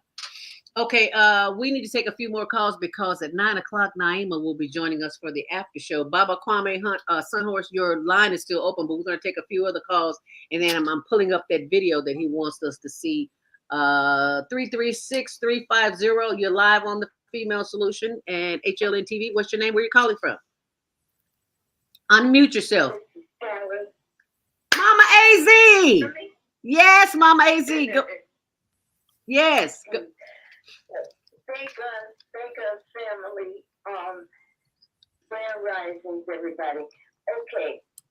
Greetings to you, guests. Thank you. I'm tuning in late. I'm thinking I'm out here in stolen land in Arizona, Cochise County, Fort Huachuca, Sierra Vista, Cochise County, stolen land. Now, I'm here kind of by myself. And I need to start reaching out. What do you suggest? Should I reach out to the colleges for help from young people? I know the U of A in Tucson has a film department, but I haven't been able to connect to somebody there that can help me. However, I'm here in Sierra Vista, so what suggestions as far as reaching out to get connected would you share with me? And Sister Zelda, somebody you said in Arizona, a woman in Arizona, where here in Arizona is this lady that can change your life? Her name is Dee. Oh, no. Sika. Zenwombs.com. I'm not exactly sure exactly where she is, but I can send you her information. Mama AZ. Let me type it in here. Zenwombs.com. And anybody that is watching. In fact, Mama AZ, what is it you exactly want to try to accomplish? With my phone, I'm in the process of gathering information for my life, my history, everything, because it is a lot, and I need help in cataloging. I mean, it is a lot. But Kwame has a connection with me. He knows part of my journey, and this stuff, what I have accumulated in the travels, the medicine circles and everything, it needs to be cataloged. I cannot leave the planet. I'm getting my vision boards together now, and I would like to gather with somebody that can help me catalog this. Okay. I am not sure the lady who is in Arizona. I don't know her background as far as it relates to audio, video, but I do know that she can help. I got it. But she can help with your health, Mama AZ. She has water therapy. And if you're looking at the screen, I'm at zenwombs.com. This is the Sound healing meditation. It's water healing meditation. So you go to this website and you will see all of this and read it. So please go to zenwombs.com. This is the, you know about the healing, the water therapy, Mama AZ? I'll talk about, I will share that with you offline. Okay, wonderful. Okay, so I'm not sure she can help you, but there's another sister in Arizona who may be able to point you in that direction. She's from Chicago. Her name is Dee Daniels of the Women's Podcasting Network, I think it is. and she can possibly help you with that. So if you will give me a call after at 12 noon today, I will see that. I'm sorry. 12 noon. I will see that you two connect, but you got to call me because my memory sometimes it evades me. So I just want to share that with you. Now, when you say 12 noon, it's going on 8 o'clock here. Oh, it's 8:42 here. Okay. So we 12 o'clock your time. Yes. Or whatever time you call. I'm editing all day on Monday, so I'm here. So feel free to connect. Okay, Mama AZ? Okay. Thank yes, you, sir. Yes, And ma'am. thank us. Yes. And thank you, sir. All right. Take care now. Wish you well. Yeah, Mama AZ has some has a fascinating story. So and we'll talk about that. That's why I pulled this side up for the Sound Healing Meditation Water Therapy. I cannot tell you the things that are going on in my body because you won't believe me. You have to experience it yourself. It's an experience. I can tell you all day long, but people have their preconceived notions of what healing should feel like. Right. So you just do your own homework. Like I said, don't ever believe anything I have to say. Just do your own homework. But I do want to pull up this link that Baba Kwame Sanhor shared with me, and it's United States Africa Command. Baba Kwame, as it relates to the motherland. Is your mic still open? Baba Kwame Sunhorse, unmute yourself. I think. Yeah, I'm here. Okay, go ahead. I pulled it up. The Africa, where is it at? AFROCOM. Yeah, AFROCOM. United States military bases that have been put on the continent of Africa. And what they're doing is that they're establishing relationships with the people of the continent, but also they're looking at how they're going to utilize that connection as being one of being able to get resources, like the brother was saying, that they put sanctions. And so these are the things that we have to begin to understand. And the tool is like what Melvin Van Peebles, and I sent you his YouTube on Classic X, where he documented all of the eras that we were portrayed. And what we're looking at is how is this going to be portrayed with United States military forces on the continent and all of the issues that are going on with our people there.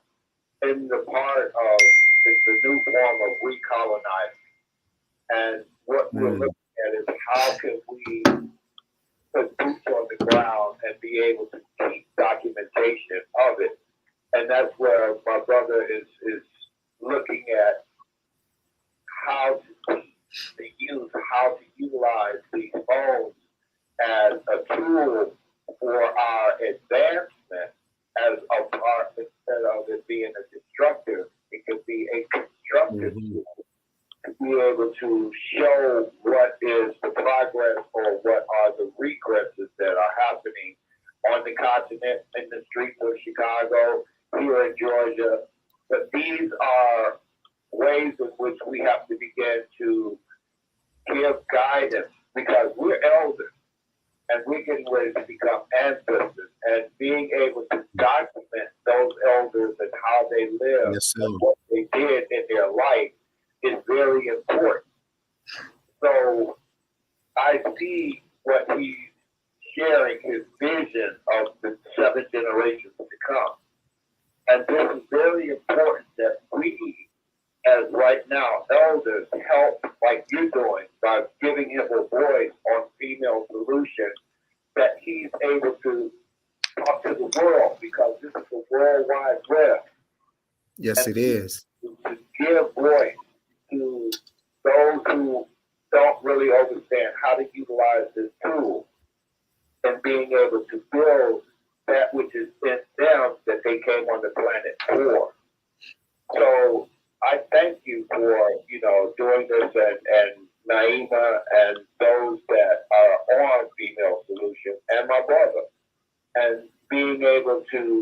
give guidance to the youth for the next generation to record that which is going on right now today. And I thank us for just being a vehicle for this information to get through, because my ego's sitting on my shoulder say, yeah, I'm all that in a bag of chips. No, you're not. You're a vehicle, baby. You're just a channel for the information to get through, so don't get it twisted. And what I'm looking at here is the video you sent me, Baba Kwame, from is it Malcolm X, classified, narrated by Melvin Van Peebles, a must-see movie. It's classified. Classified.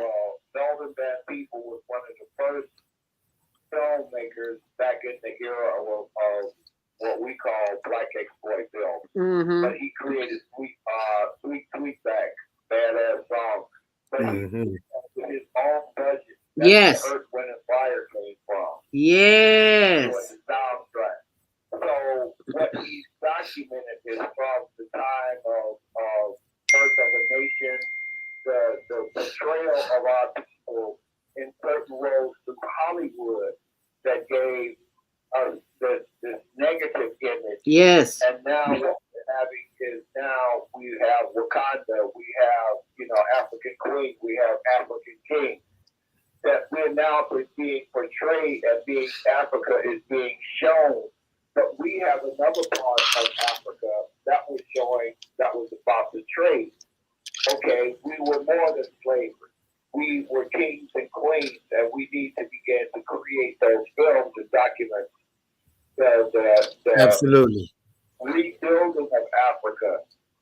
My daughter just came back from Egypt, and she went to what they call the gym, which is the fourth great pyramid that they opened up and taken all the mummies and all the statues and put into a warehouse of theft, all in the museum. Wow. How do my children know about that? Yeah. Well, our children are these filmmakers that Amandilo is training. They will know about that because he just saw the video and he probably already knew about it. But I'm sure he will. Yeah, that's a powerful piece that Melvin Van Peebles put together, and thank you for sharing that, brother, because it definitely drives home the point of how they have deliberately tried to create this very negative perception of ourselves. So. And it even goes further than that, how they're still controlling the narrative, because the museum that's been built in Washington, D.C., it starts with slavery. Okay, well, what about before slavery? So that lets me know that those who put up the money for the museum, those are the people those are the colonizers. They paid for it, because otherwise, why wouldn't we start with the truth? Why would we not start with the history of Black people being kings and queens? They don't want you to know that. They want you to think that you're subservient. In fact, when I was in Zimbabwe, they took us on a tour of the construction site of the African Liberation Museum, which is part of the African Liberation Village that they're building. It's a huge complex, and they're still raising money for it, but it will be the largest repository of African culture in the world, and it will has a large area dedicated just to the diaspora. So it's a very ambitious project, and the Swedish government already put up $20 million to get it started, but they're still trying to raise money, and they've got some incredible ideas that they're pulling together, and they actually want to get some artifacts about Bronzeville and Bronzeville's history to include in the museum. So yeah, it's our people are doing some incredible work around the world. Hopefully more of these people with deep pockets will start to get a hold of some of these projects and begin to really put their money behind them. And because that's what it's going to take, all the great ideas in the world are just great ideas until you actually get the money and the resources to make them happen. Just like this well you see here, those people that well had been out of operation for over 10 years because the people just couldn't raise the $5,000 to get it fixed. And here we were. I mean, $5,000, that to us, it's like that's a couple of months rent to a Yeah. lot of people. Yeah. So, you know, we were able to come in and do this small thing, but it made such a big impact. I mean, it's powerful. What a few well-organized people like Naima and the Female Solution can do to to really make a difference. And I'm just I tell you, it keeps me encouraged and inspired, because sometimes it's easy to get discouraged when you see this big, huge mountain of problems in front of us, but it's all in how you look at it. Right. So we have to you know, continue to keep each other encouraged and lifted up, and do what we can right where we are. And believe me, never doubt the impact of these small things that seem small to us, but can make a huge difference in the life of someone who just never thought someone would come and really serve them in a loving way. I can't wait for the next trip. But in the meantime, in between time, we are joined by the executive producer of the Female Solution. That would be Naima Latif. That's my Arsenio Hall Well, it's been so exciting watching this show, and I'm so grateful that we're joined by my favorite videographer, Amandilo. Oh, wow. Well, thank you, Naima. I take that as a very high compliment. So, well, you do some amazing work. You know, I mean, you've been the eyes and ears for so much that has happened, not just in our community, but around the world, literally right. now. In fact, you guys, I'm going to have to jump off because today we're dedicating a plaque to Harold Lucas at the Chicago Bee Museum. I mean, at the Chicago Bee Library. So I have to set up for that because I'm going to be videotaping that today. But it has been a real pleasure to share this time, and let's stay connected. Let's keep building this network. It's really, you know, it's not the future, it's the now. So that's right. It's the now. Yeah, it's the now. So and thank you for sharing with us, Harold Lucas, because I didn't even know he existed until I went to Blacks and Green event. Oh yeah. Yeah. So I know that now. So I want to thank you for being a catalyst in that and helping that. And I'm pulling it up. I'm trying to find it before you leave. A very special tribute. It's in the Chicago Crusader, the Sun Times. Yeah, oh wow, it's actually it's actually meant to be kind of a private event because the room is pretty small where they're going to dedicate the plaque. So we're not looking for people to necessarily come out.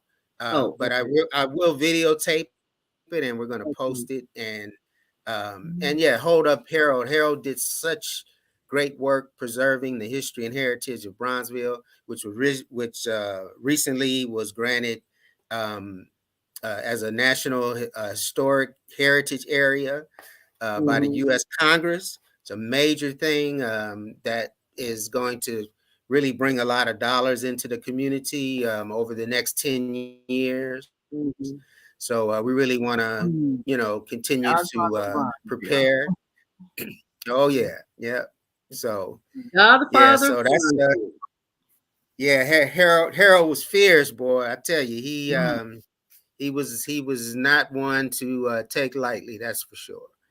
So and I'm following in his footsteps as well as many others as well. Yeah. So well, thank you for following in his footsteps and continuing the work that needs to be done, because it can only be done when you step to the plate. So we appreciate you. We thank you.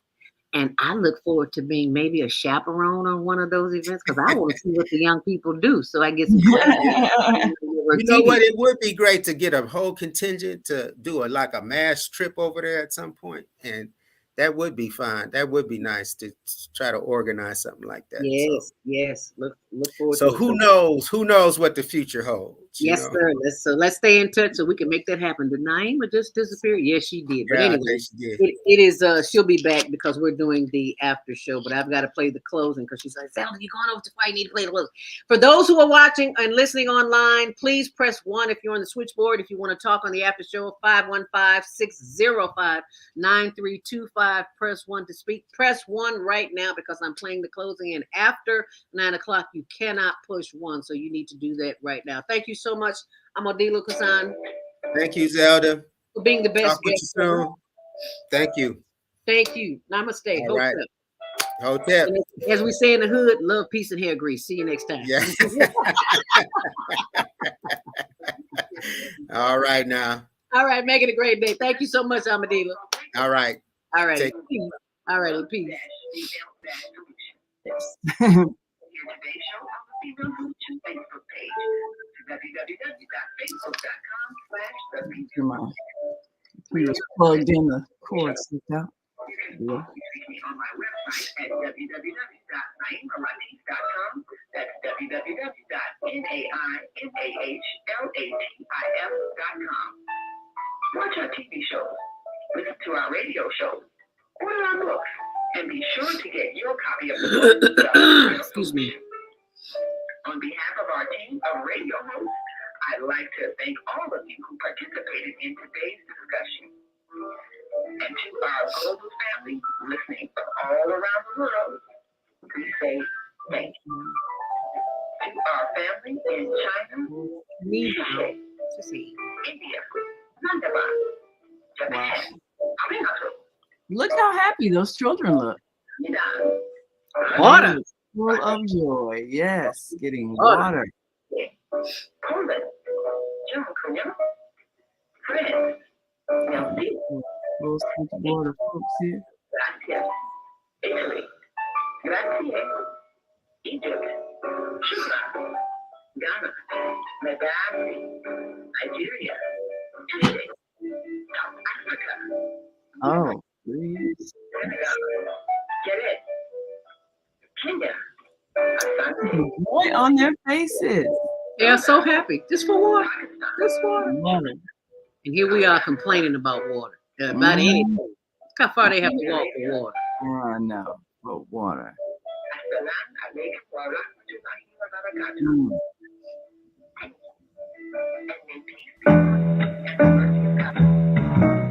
The Female Solution Global Radio TV Show invites you to an invigorating conversation with our team of hosts Monday through Friday, 7 a.m. to 9 a.m. Central Time. Start your week with Monday Morning Mindfulness with Zelda Speaks. Tuesdays, Self-Cell Care with Jody Susan.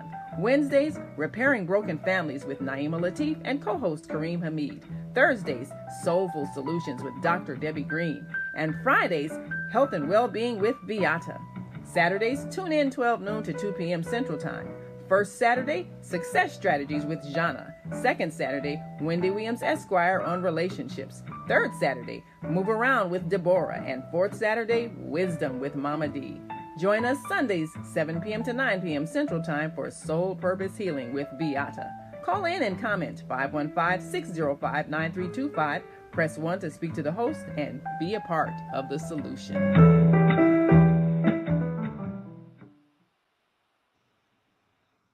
And we are officially in the after show. We need to see it again. Thank you. It must be on what do you call it? Loop. It was on loop. Sorry about that. But now we are officially in the after show with Naima Latif. Take it away, Naima. There's a lot to be learned. Still with us here too because he wants to talk a little bit more about those videos. Go ahead. Sorry, go ahead. Yes. But you know, there's a lot to be learned from watching that project. First of all, and we need to know that there are no victims in this world. We're always experiencing the consequences of each other's actions. And we know that the continent of Africa is rich with people, mineral resources, history, all of that.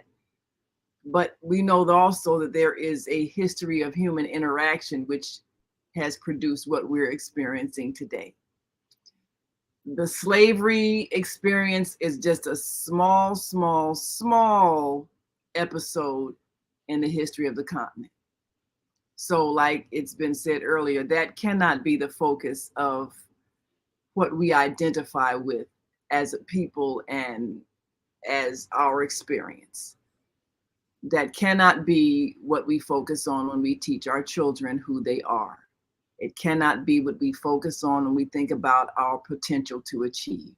That's a very tiny episode meant to teach us a lesson, which when we learn it, we'll eliminate all the problems that we have created. And that lesson is unity. And when you work together and you work in service to each other, you don't produce conditions that we in fact produced. The greed that made us start fighting, that made us hold each other prisoners of war, that made us sell each other away as a way to weaken some family groups for the purpose of strengthening other family groups. How that not only decimated the population, it decimated the land, and everybody suffered. So that was the lesson learned. But it is not our identity. It's not who we are. It's a small episode in the great episode of human history. And every group of human beings, and we got to know this as well, every group of human beings at one point in their history has had to learn that painful lesson of what happens when you get so greedy and desiring to dominate others or take from others or abuse others. You destroy everybody. Every group on the planet has learned this lesson. We just remember ours because it was so recent in our history. But everybody's had the same lesson. And so once we understand that when everybody flourishes, then we'll stop trying to figure out ways to create class differences and I'm better than you because I have more things than you have, because that doesn't work. Because if you have more than somebody else has, then they're going to resent you and take from you, and then therefore you create theft, and then you create insecurity, and then you create poverty. So we should know that as a human family by now. And because we're living in these wonderful times where there really are no barriers, there are no walls, there is no separation. Everybody's just a plane flight away, a few hours away. We really are one village. And so the intelligent thing to do is to help our neighbors, even if they're across the water. Why would we want anybody to be suffering for something like lacking clean water?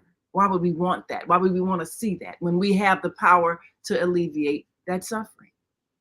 And when, like we've all seen, when you create a situation where you have an overabundance of something and you're wasting it and people don't have enough of it, they resent you and then you become enemies. And then people feel like, well, if you won't share, I'll just take it. And so you end up with war. So we can avoid all that. We can avoid creating enemies. We can avoid creating hunger, poverty, distress, disease. We can avoid all that because we now have the tools we need to keep people healthy, to create access to drinkable water, to nourish the land so it can give us the food that it gives us for absolutely free with a little bit of nurturing. Mm-hmm. There's no reason for anybody on the planet to be suffering. And if anybody suffers, eventually everybody's going to suffer. That's the lesson we've been learning through this episode of human history. So now that we know better, we have the opportunity to do better. Somebody mentioned the technology that we have. And everything that you have is either a tool or a weapon, depending on your state of mind. If you have a tool that can help you show the world what's happening everywhere so that people can be made aware of where there's a need and they can go and help, that's a wonderful tool. But if you use that same tool to give people images that create fear, sadness, or anger, and they're motivated to go out and harm people or themselves, then that tool becomes a weapon that's used against people. So are we going to use these wonderful tools that are handheld computers? There are handheld video cameras, there are handheld communication devices. Are we going to use these tools to help, or are we going to use them as weapons to hurt? Because it's the same thing depending on our frame of mind. These handheld computers can produce videos, can produce live action videos, can tell wonderful stories, can inspire people, can be used as education tools. We can have schools right here on our cell phone, sending people to a school online to teach skills, to teach information, to share knowledge. This is a wonderful tool. We can use it to liberate people from their ignorance if we have the right mind. So now that we have all that we need to change our condition, there are no victims on this planet, nowhere. There are people who are either choosing to work together to solve their problems, or people who are choosing not to work together and keep suffering from their problems. That's all we have. So, which one do you want to be? Do you want to be part of the solution, or do you want to be part of the problem? We all have the same power to choose. So thank you, Zelda, for bringing an inspiration today. What we're going to do on our website, and we're rebuilding the Female Solution website to include all these wonderful things we've talked about, and we're going to have a page of projects, links to a lot of these, such as Preacher Head and this water project, links to where people can go to their donate page. And we're going to keep encouraging people to give. I mean, you have money that you blow every day. We all do. You know, that extra cup of coffee that you really don't need, or that extra bag of fries you really don't need. We all have money that we basically blow without even thinking. Like it was said, those few dollars add up, you know. $1, $3, $5 here and there, a few times a week, or however often you can think, but it makes a difference. And eventually we're going to get to the place where we just do things for people that we can do, and we don't need money to do it. We're going to get to that point. But first we got to change the heart so that we do things because we care. $1, $1 in South African rand, which is, I believe, what they use in South Africa, the rand, yes. $1,800. $1,800. So can you imagine giving $1,800 to help somebody get clean water? And it's worth it. Yes, it's worth the sacrifice of that extra donut that you didn't need. Right. Okay. Your blood pressure to run high. That's right. That's right. So that's All your heart up. Yes. Mm-hmm. Yes. And the people who you help, there is no words for the reward that comes from just giving. Because in a real sense, you are giving to yourself. We are all connected. We are all one. When you give to others, you're giving to yourself. You're changing the planet. You're changing the vibration of the planet. Look at the joy on those children's faces. So can we do some things that create joy here? That same kind of joy. Look at the joy they give from just having clean water. Being able to pump the ground and make clean water come up. The joy that created. So if we have children that are angry, what are we doing that has turned their joy into anger? Because children are naturally joyful until you cause them pain. What are we doing to the children in our midst? that has robbed them of their natural joy? And what can we do to return them to the state of joy? Probably something just as little as pumping some fresh water. So, like you were saying, Zelda, we need to take them out to the farmland and let them experience the joy of picking berries and seeing food grow out of the ground. You know, it's so funny. You think something like farming is little, but when you've been in the city and you've never really understood that the earth feeds you for absolutely free. Yep. You don't know, food doesn't cost money. All you have to do is just nurture Mother Earth a little bit and you will get fed a delicious meal. This last summer, my sister, when she came to visit, and I had planted sweet potatoes for the first time. I didn't know anything about picking potatoes. I'd never planted potatoes. So we had several sweet potato plants, and we went out in the yard and said, we're gonna dig up these potatoes. They should be ripe right now. They should be grown. And it was like digging and finding buried treasure. We would dig in the ground and find a sweet potato. Oh, they really are down there. I mean, we were so excited. We were like those little children. I found a potato. Because we had never experienced seeing food come out of the ground. And we love sweet potatoes, but we born in the city. We buy our food at the grocery store. Yep. But seeing how it works, it was so exciting. And this is what our children need. Yeah. When you see something as miraculous as food and water coming from the ground for absolutely free, you have a whole different understanding of gratitude and realizing that the earth will feed you. The earth will give you water. The earth will give you everything you need if you just treat it right. Yep. So we need to teach that lesson to our children, and then they'll understand the whole circle of life. It's the same thing. If you give people what they need, they will have joy and they will give back to you. It's the same principle.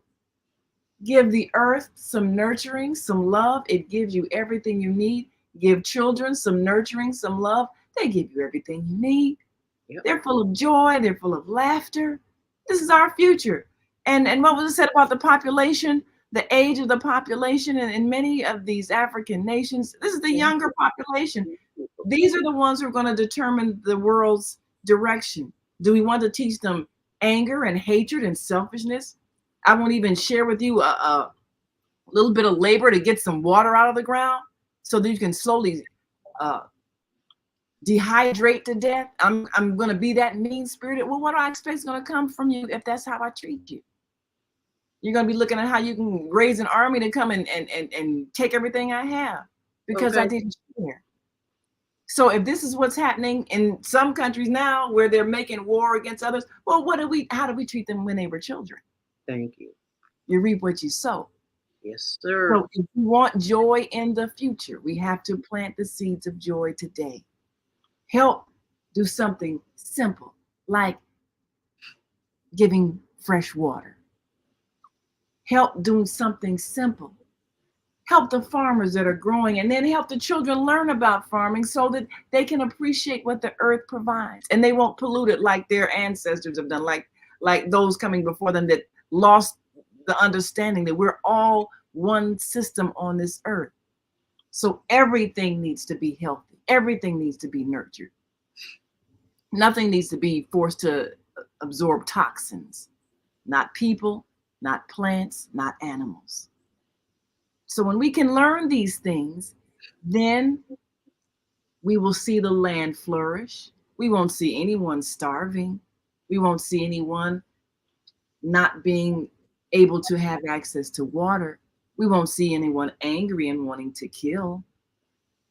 When we do what's right by each other and by this wonderful earth that supports us, we'll solve all of our problems. We have the tools to solve our problems today, right now. And each of us plays a part depending on the decisions we make on how to treat each other. It's real simple. It's very simple. And we can see a change in this world in our lifetime. So just think about, how are we treating our children? What are we teaching them based on how we're treating them and how we're treating each other? So I'm sure we've got some people on the line that you got a full switchboard. I'm sure they've got some reflections on what they've seen and heard today. Yes. And we are live on the air on the Female Solution and the Higher Learning Network TV show. If you'd like to call in, 515-605-9325, press 1 to speak.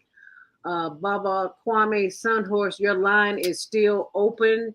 I think I just got a text from him for another link. Baba Kwame, are you there with us? Yes, and assalamu alaikum to my sister Naima Latif. Wa alaikum salam to my brother. Okay. There's just information on the youth in Africa. And this is what we're looking at, because we're looking at a global family. And Dr. Clark used to always tell us is that the African American here in America is the key to freeing Africa. Because we are more educated and more knowing how this whole colonization and things work, because we were captives and have been made to endure and able to now show the youth and the ones that are coming, these generations that are coming now on the continent and here. There was a program that the Connecticut Institute used to have there in Chicago, Oakwood, Northeastern University, Jay Carruthers and Conrad Worrell and Anderson Thompson, what they call is communiversity. What they would do is there in Connecticut Institute in Northeastern would do an exchange with the African students in a certain city, especially in Ghana. And that's the way in which they get to learn our story and the story about themselves, as we were some students there in order for them to learn about what the continent and the culture of the people. And so that way we had an exchange, and what we have now with technology, we can interact. That would be a classroom to where you film a class that's being taught in South Africa to a class in Chicago on the South Side, where the students are inter-exchanging their ideas and culture and being able to connect the family, the human family together. And these are the ways in which we can use this to benefit this technology in having sister cities that go on, that they will have an exchange of knowledge, of culture. You define the people by land, history, and culture. That land is the motherland. The culture is the people of the motherland. The history of their extension is us. So what we're doing is being able to give them tools to know who they are. Powerful tools so they will know. Because I love the fact you called it, Baba Kwame, communiversity. Yeah. See, he's a wordsmith. You need to know that. University. Yeah, I remember that. And of course, the late Dr. Conrad Worrell was a friend that I valued his knowledge and wisdom and his activism in enlightening so many people who were very ignorant, or I should say, lacking in information about African history, culture, politics, and the effects of Africa on the world's history. And so it was very important that there at the Jacob Carruthers University, that people be taught in a way that helped them understand this is not just the past, this is the present. We're looking at how present day politics is being influenced, especially when you have all of these nations trying to figure out how they can have access to the land, to the minerals, to the oil, and how they can influence the education, because what was the quote? Whoever educates your children controls your future. So if we want a certain philosophy of life to have influence, then we have to look at who's controlling the education, especially if they're teaching a kind of selfish capitalism that causes poverty in major areas, because anywhere you're creating poverty, you're going to also at some point create war. So we have to be proactive in making those connections to our homeland, the homeland of our ancestors, so that we can share what we have learned in terms of knowledge, and also the philosophy of cooperation. Because we had to go through some things to get out of the mess of slavery we were in. We had to really, we had to learn some cooperative skills. We had to learn some courage in facing oppression. And we had to learn how to overcome the very organized attempts to keep us divided and separated, whether it was a color system or separating the old from the young. We know the whole lynch letter philosophy, and we had to overcome a lot of that in order to organize to get to this point where we are today. And we have come a long way. The whole civil rights movement, that was all of that. The Black nationalist movement, all of that was about us learning how to cooperate despite the attempts to keep us divided. The field hand from the house slave and all of that. I'm better than you because I'm educated and you're lower class. You still got some people that think like that. Yes. So we have a lot of work to do, even overcoming that. Come on now. We've seen it right in our present day election. Thank you. The classism. Oh, well, this person, he talks like he's not educated. Mm-hmm. Really? And have you achieved even a fraction of what he's achieved in life?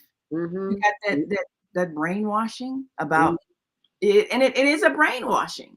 And so we have to unlearn a lot of self-destructive thoughts and ways of being in order for us to even overcome. Everybody's talking about the crime problem. Well, nobody dropped in from space and made this happen. We did this. What are we doing that creates a condition where people are so divided and untrusting and fearful and angry that they're hurting each other? What do we do? What philosophy are we following? And are we following a philosophy that's really intelligent? Let me hoard everything I have and keep you poor and struggling so I can look down on you and feel better than you and lock you up if you try to take what I have. Is that working? No, it's not. So if we want to change what we have produced in this nation among the young people, the anger, the violence, we have to change the philosophy by which we live. And we have to begin to share. We have to reach out to those who don't have and give them access to knowledge and information and resources, and allow their creativity to let them flourish and value them. And we can do that, but we can't do it following a way of life that has produced the destruction that we're living under now. And nobody, what is it, Reverend Jackson always said, nobody's going to save us from us, for us, but us. Thank you. There are no victims. We have the power to fix this. We have to seize the power that we already have and use it, because it's right in our hands. Okay, let's go to the phone line. Go ahead, Baba Kwame. I pulled up the why Africa's youth hold the key to its development potential. I just pulled that up. It's on the screen now. World Economic Forum. Right, and those are tools. That's what I was saying, is that we are creating STEM. and that's science, technology, engineering, and math. And that's a tool that has been given to our oppressors that they've been using on us. But what Naima was saying in the part about crime, no, it's not so much as crime. Crime is the tool that keeps the captivity going. Because it was written in the 13th Amendment, says neither slavery nor indentured servitude, except if you are duly convicted of a crime. If you create economic lack, you create the environment to create the people that are going to do what they need to do to live. Absolutely. Right. And then you make a law saying that it's against the law. It's against our law to say that you can't have this or you can't be that. And those are the tools in which we have to reconstruct, because if you reconstruct that, just that 13th Amendment and that part of indentured servitude and slavery for crime, because what? You have to declare a war on crime, and you create an economic situation to where people are living in poverty and homelessness, then you create the new slave trade. Ah, that's wow. Right. That's Never right. looked at it like that. So it's by design, and if we want to remove the condition that creates the crime, what do we always say? We have to share. Yep. You can't create an underclass and not expect a criminal class, because they're going to take what they need to survive. That's instinct.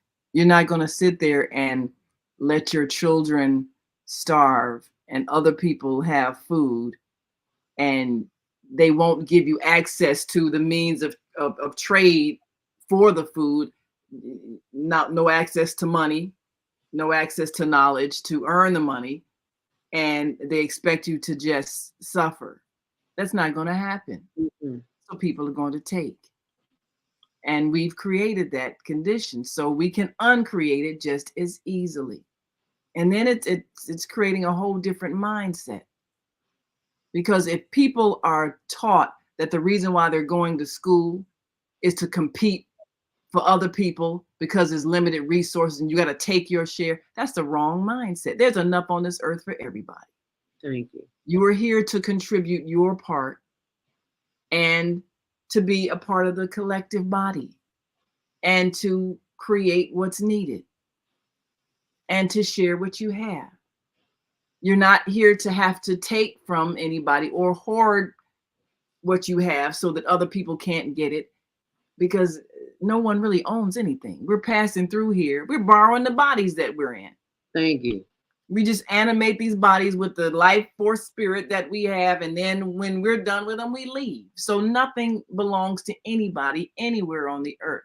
We're stewards of all that we've been allowed to use, and it's our responsibility to share with everybody else who has equal access to and rights to use anything that's here. So the philosophy of life has to be a life-giving philosophy and not one that creates anger and hostility. And there's so many wonderful things to discover about the universe, the science, the technology. There are ways to clear the air. There are ways to clean water. There are ways to produce water in areas that are desert or not able to grow food. There's so many things that we have to discover. Science should be for the purpose of enhancing life, not trying to destroy it with artificially created food that doesn't nourish the body. None of that makes sense. I'm sorry, Naima. I need you to repeat that again. Can you please repeat what you just said? Somebody need to hear that, not just me. Yes. Right now we have an agricultural industry that is actually being paid to produce non-food, artificial food that does not nourish the body. How does that make any sense? It doesn't. So we have to go back to growing real food unadulterated food, untampered with food, unpoisoned food, food that feeds us, and plant things that also help to replenish the minerals in the earth. Can you please? That's responsible farming, not the techno farming that tries to figure out how to condition us to eat plastic. Because that's what we're eating. We just don't know it. What you looking for? What you looking for? It ain't real. It ain't real. So our children, they need to go to the farms and see the magic of growing food, real food, and tasting what food tastes like when it hasn't been sprayed with poison. And understanding that soil is all around you. You can grow food in a pot in your apartment. Hello. Get a cup. Yes. I'm learning how to grow, to stop throwing my banana peels away and my avocado seeds. I grind up my avocado seeds and I add them to my smoothie because there's power in the seeds, baby. It's so much power in the seeds. The Monsanto took the right to all the seeds. So you can't have real food. You have no seeds. So and how insane is that? How insane is that someone wanting corporation to wants control all the seeds?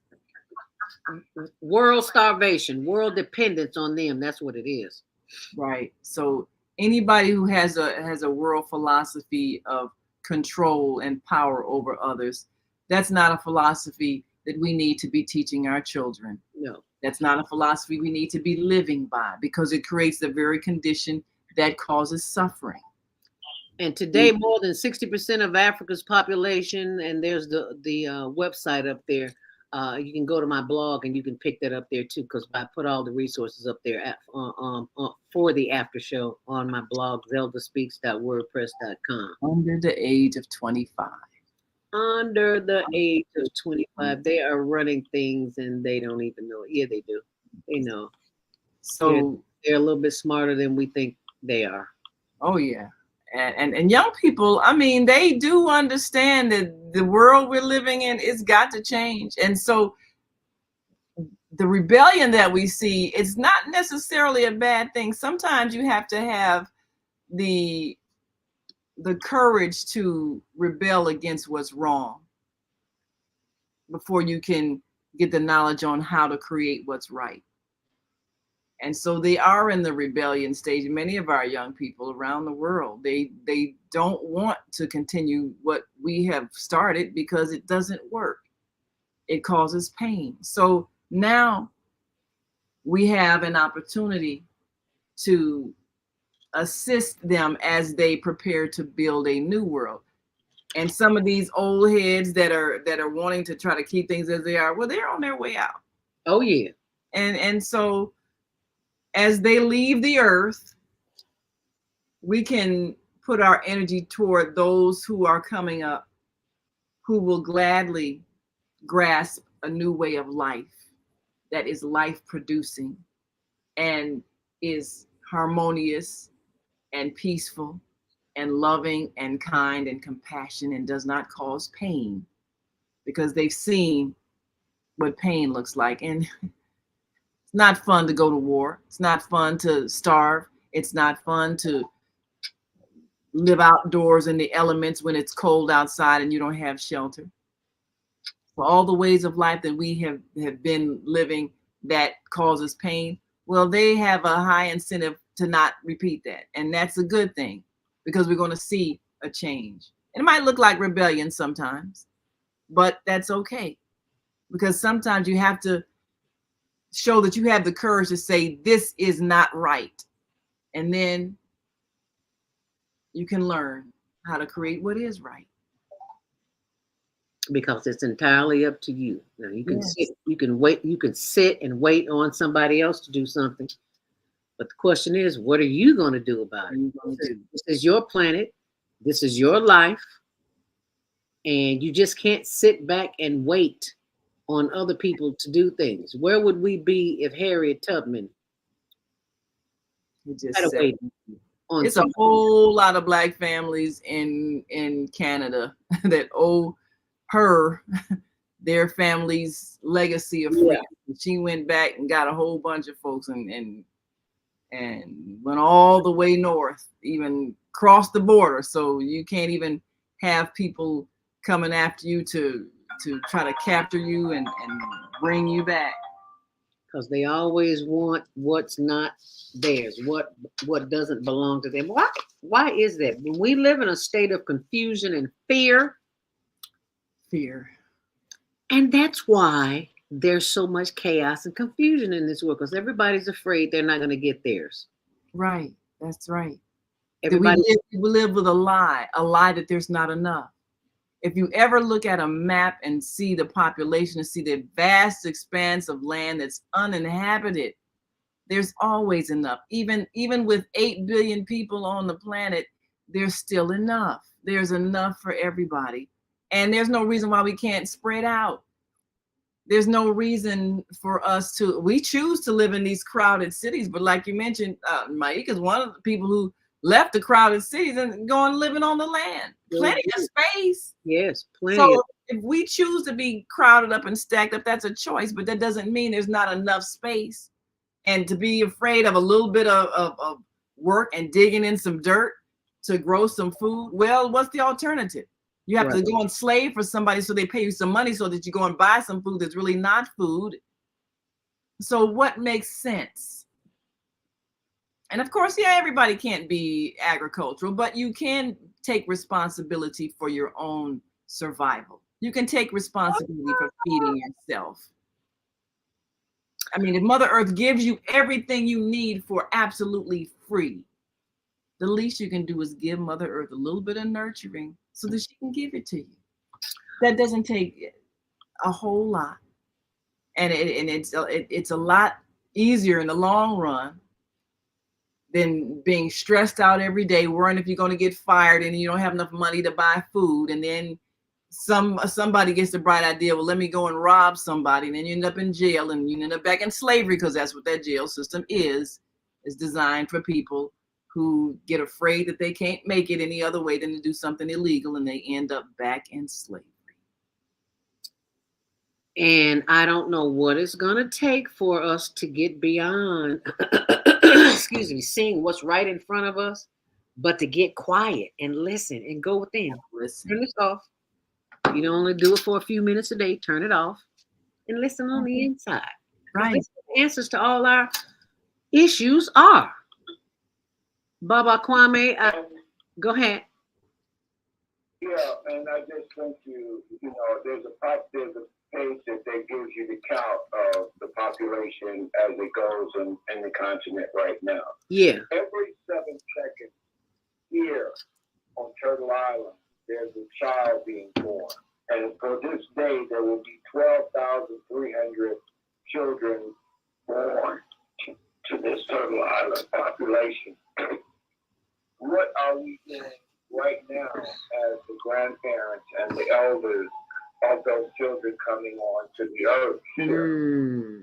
Is what we need to be focused on solutions. Are we going to create a better country for them to be connected to and to grow in? Or are we going to keep recycling the pain and hurt and destruction that we are putting our children through? Because what's the old saying? Hurt people hurt people. Yes, sir. And what we have to do is, the solution is help what the young people created with hip hop. And hip hop stands for highly intelligent people helping other people, is what the youth created, and they're what they call hip hop music. That was their way of the language of them communicating with each other. And how their intelligence, seeing the world as they saw it, and then being able to put a beat and a rhythm with the words of what they saw. Absolutely. And we need to respect that intelligence that they have, because they do have it. They are here to create a different kind of world. And you look at all the statistics we get every day on the news, which is so sad. Oh, these many people died. These many people are sick. These many people are suffering. But what about all the new births? And that's the good news.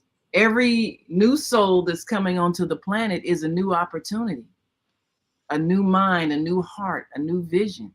So, like you say, what are we doing to prepare them for this great mission that they have, to create this wonderful new earth that we have the power to create? There are many more people being born than are leaving. And what if the news gave us the good news of the new births? Wow. Instead of us being sad and distressed, oh, I just heard another person got shot. Oh, I heard another person got stabbed. Oh, I just heard another person died from COVID. Oh, you know, the world's coming to an end. Everybody's dying. No. How about for every one person that dies, there's another 20 being born? Right. So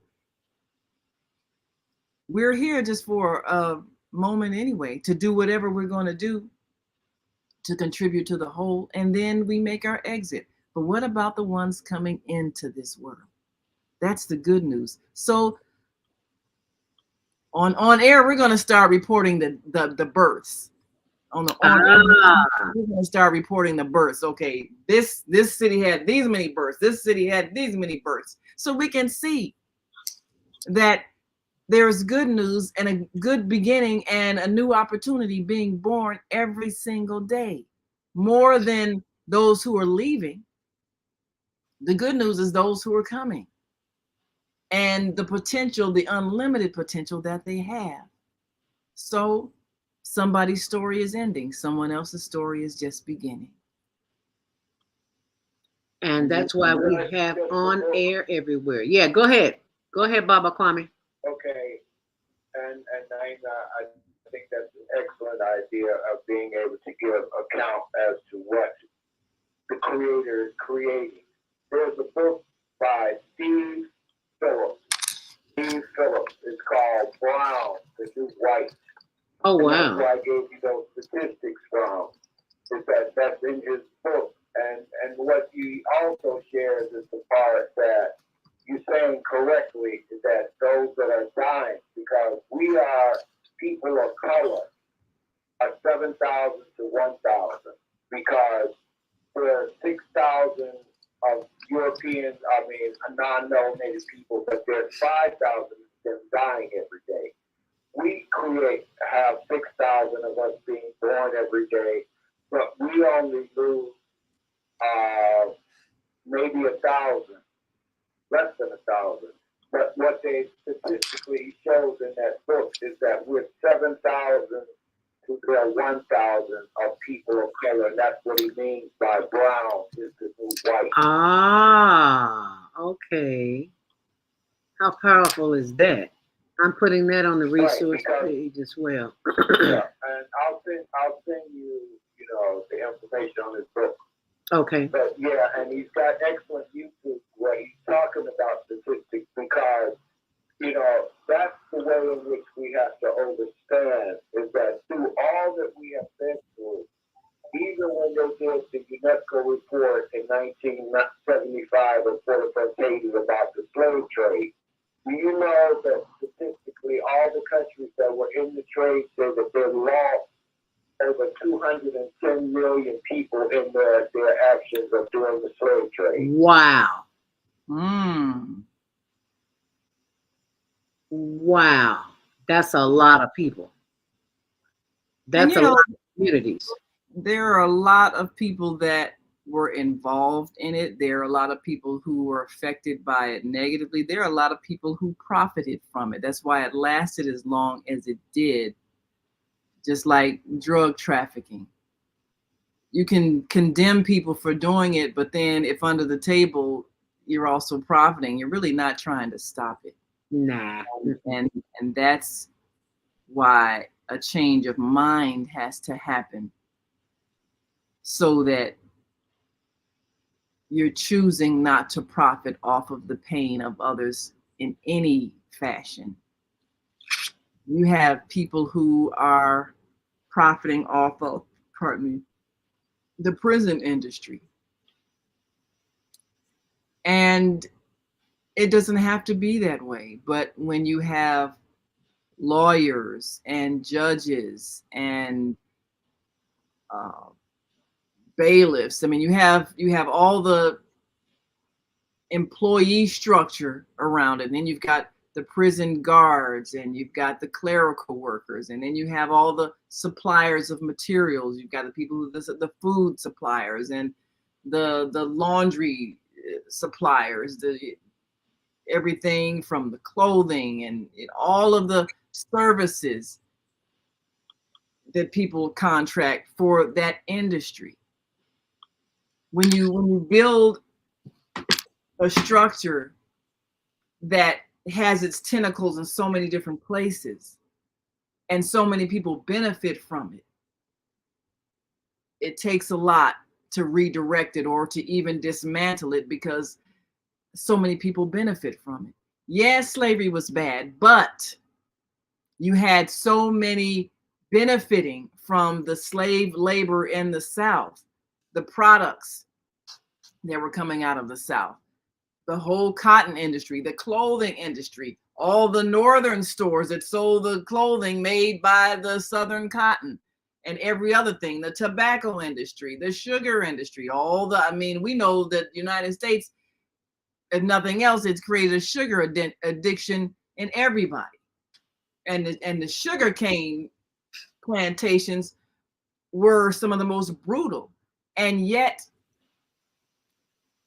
what they produced and all of the ways that people profited from the slave labor and the products from the slave labor, it was really difficult to let that system go, which is why they maintained it through the prison system. Right. So if we really want slavery to end, we have to dismantle all of the ways that other entities profit from it.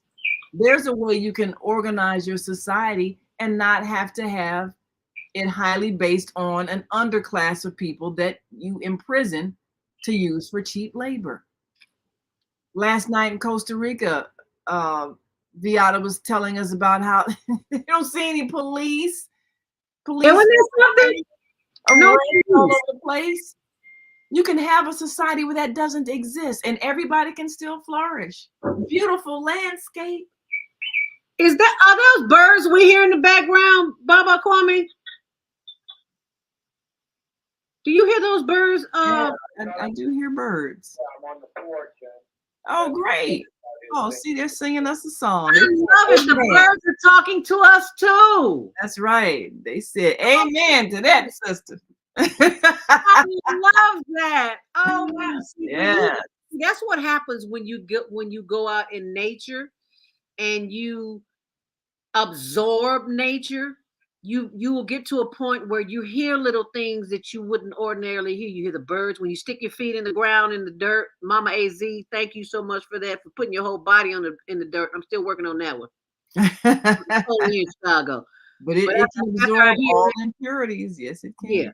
Yeah, draw out all the impurities in your body, because the earth has all the minerals that they've taken out of the food. So you got to get some earth in you, or you will wind up in a situation you don't want to be in longer than you want to be there. So absolutely, yes. So for those who are watching us on Facebook and YouTube on the Higher Learning Network.org, you can see the various news stories that we've highlighted on the On Air Network. That's www.onaireverywhere.com.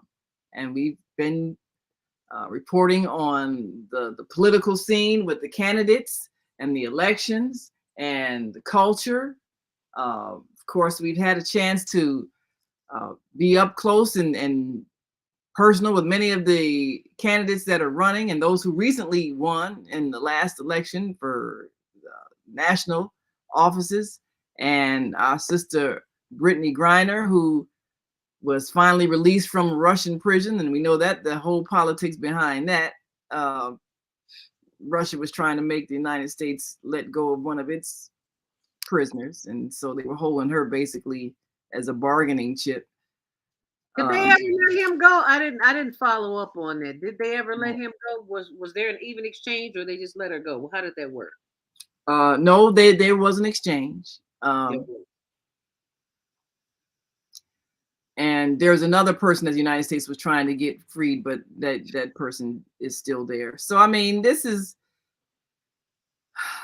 chess game between the nations, people should be aware of what is happening on levels that really don't affect their daily lives, but they could easily be used as pawns if they're not aware. Mm-hmm. And so when you're traveling internationally, be aware of the relationship between your nation and the nation that you're going to see.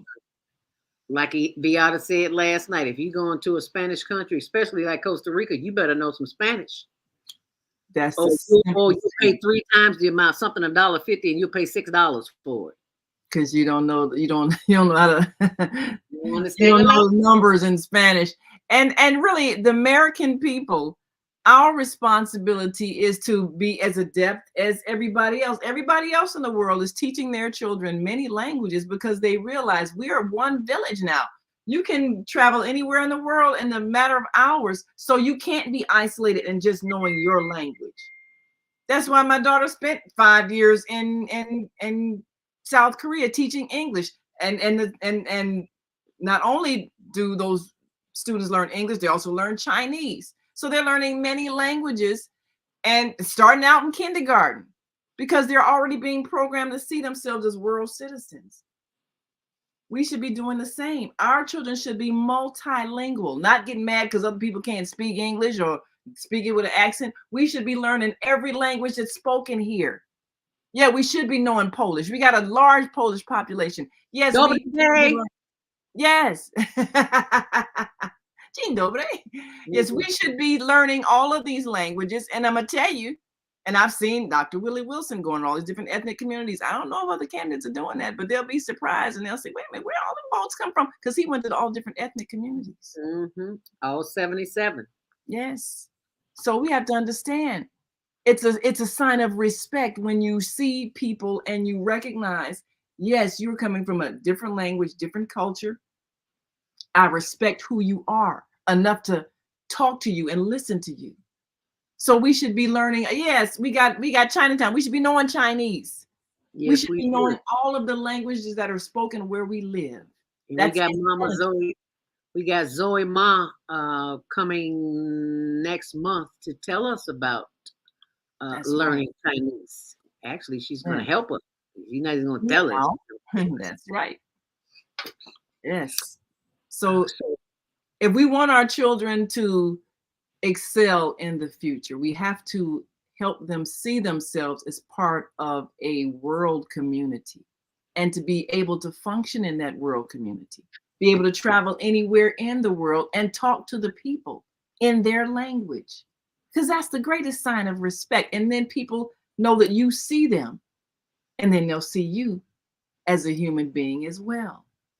And they respect you for trying to at least speak the language. They may laugh at you, they may smile, they may shake their head at you, but they respect you because you took the time to try to say hello and goodbye in their language, or order water or whatever. Yes, yes. It matters. It matters. Everything matters. And speaking of water, if you got up this morning and you were able to go to the bathroom and flush the toilet, look at how blessed you are.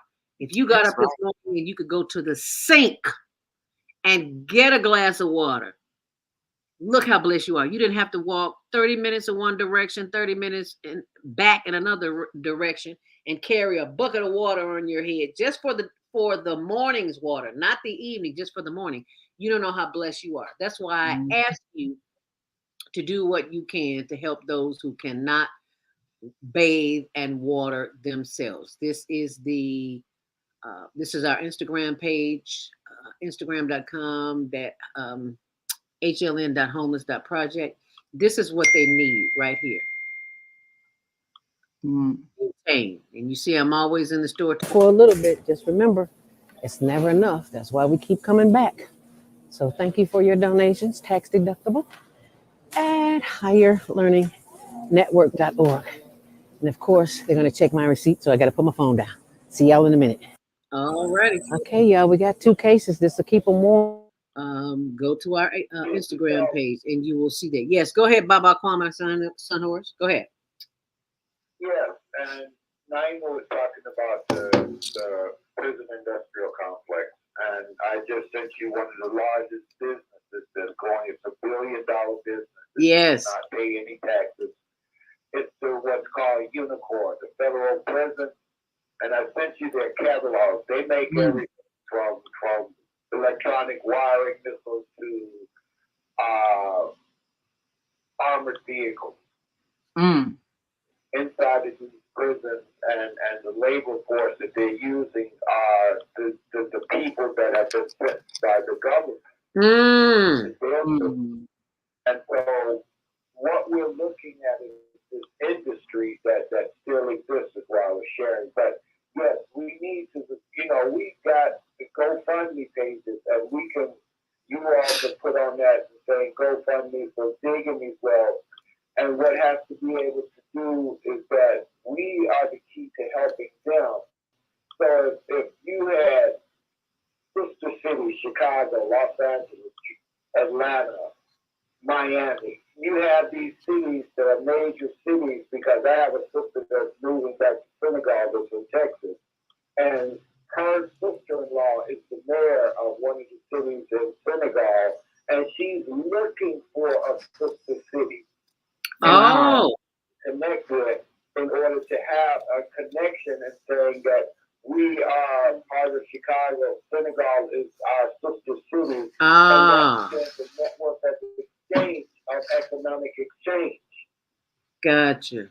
Thank you so much for sharing that information. Yeah, because slavery is not dead. It never died. It just transformed into another vehicle. Yes. And all that information will be available on my blog. Some of it's on there now, but a lot of it's on there right now. If you just go to my blog, zeldaspeaks.wordpress.com, and you will see the information there. I need you to share that information with everyone that you know, because each one teach one. And it is 9:59. I'm a little late. Wow. We got to use our blog talk audience.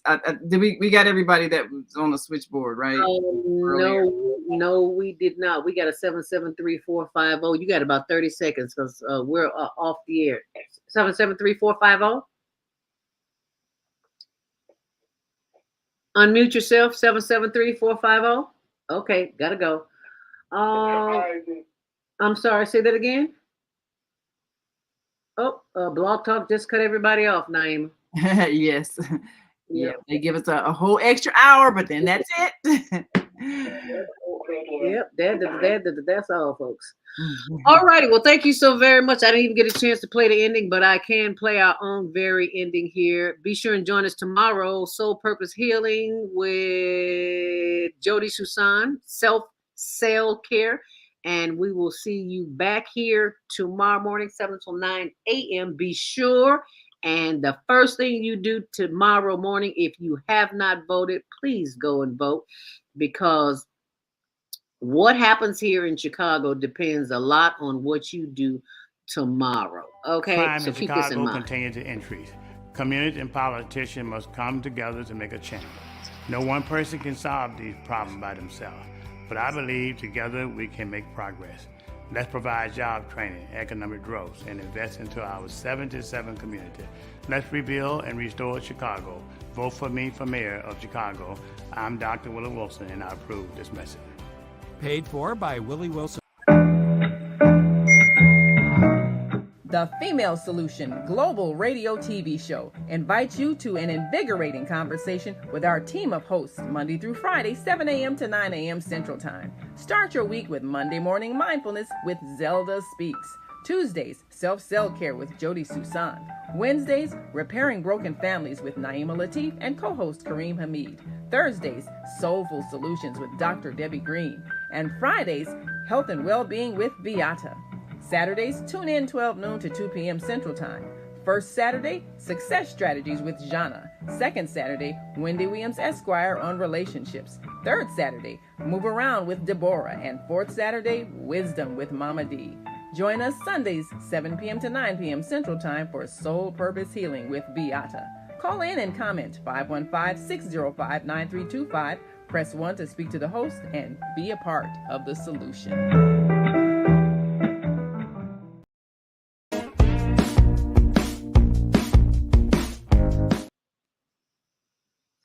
All right. Waiting on this, guess it's gonna show up.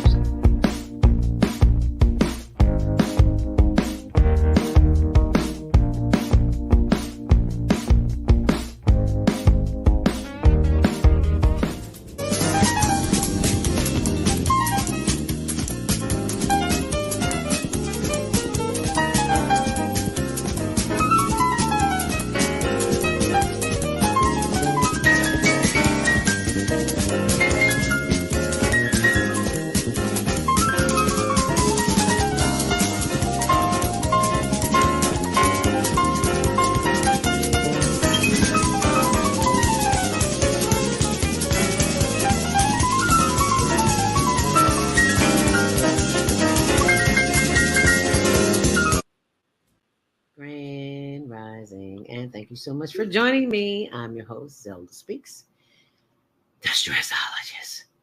Any stress in your life? Well, most of us do. Unfortunately, we don't know what to do with that stress, especially as it relates to worry.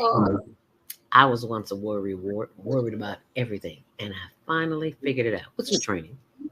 Yeah, I've been certified with the American Society of Training and Development, National Speakers Association, and a host of others.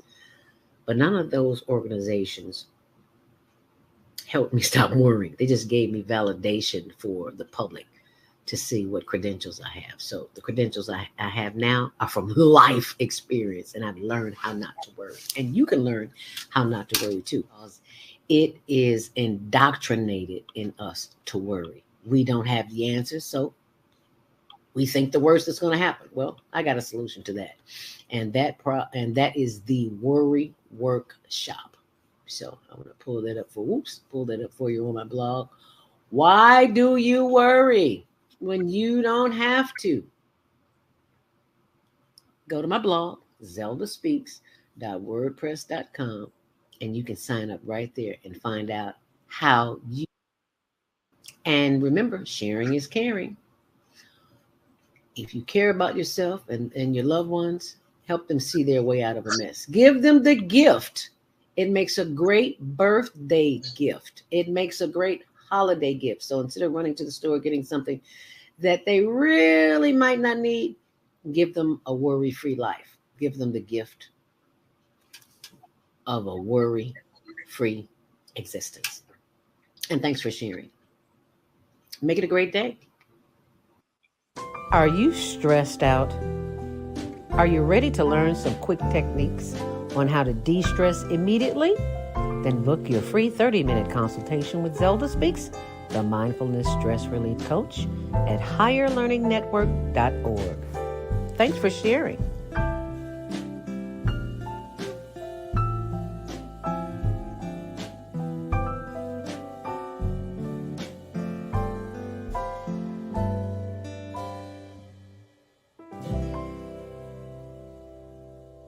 Are you stressed out? Are you ready to learn some quick techniques on how to de-stress immediately? Then book your free 30-minute consultation with Zelda Speaks, the Mindfulness Stress Relief Coach, at higherlearningnetwork.org. Thanks for sharing.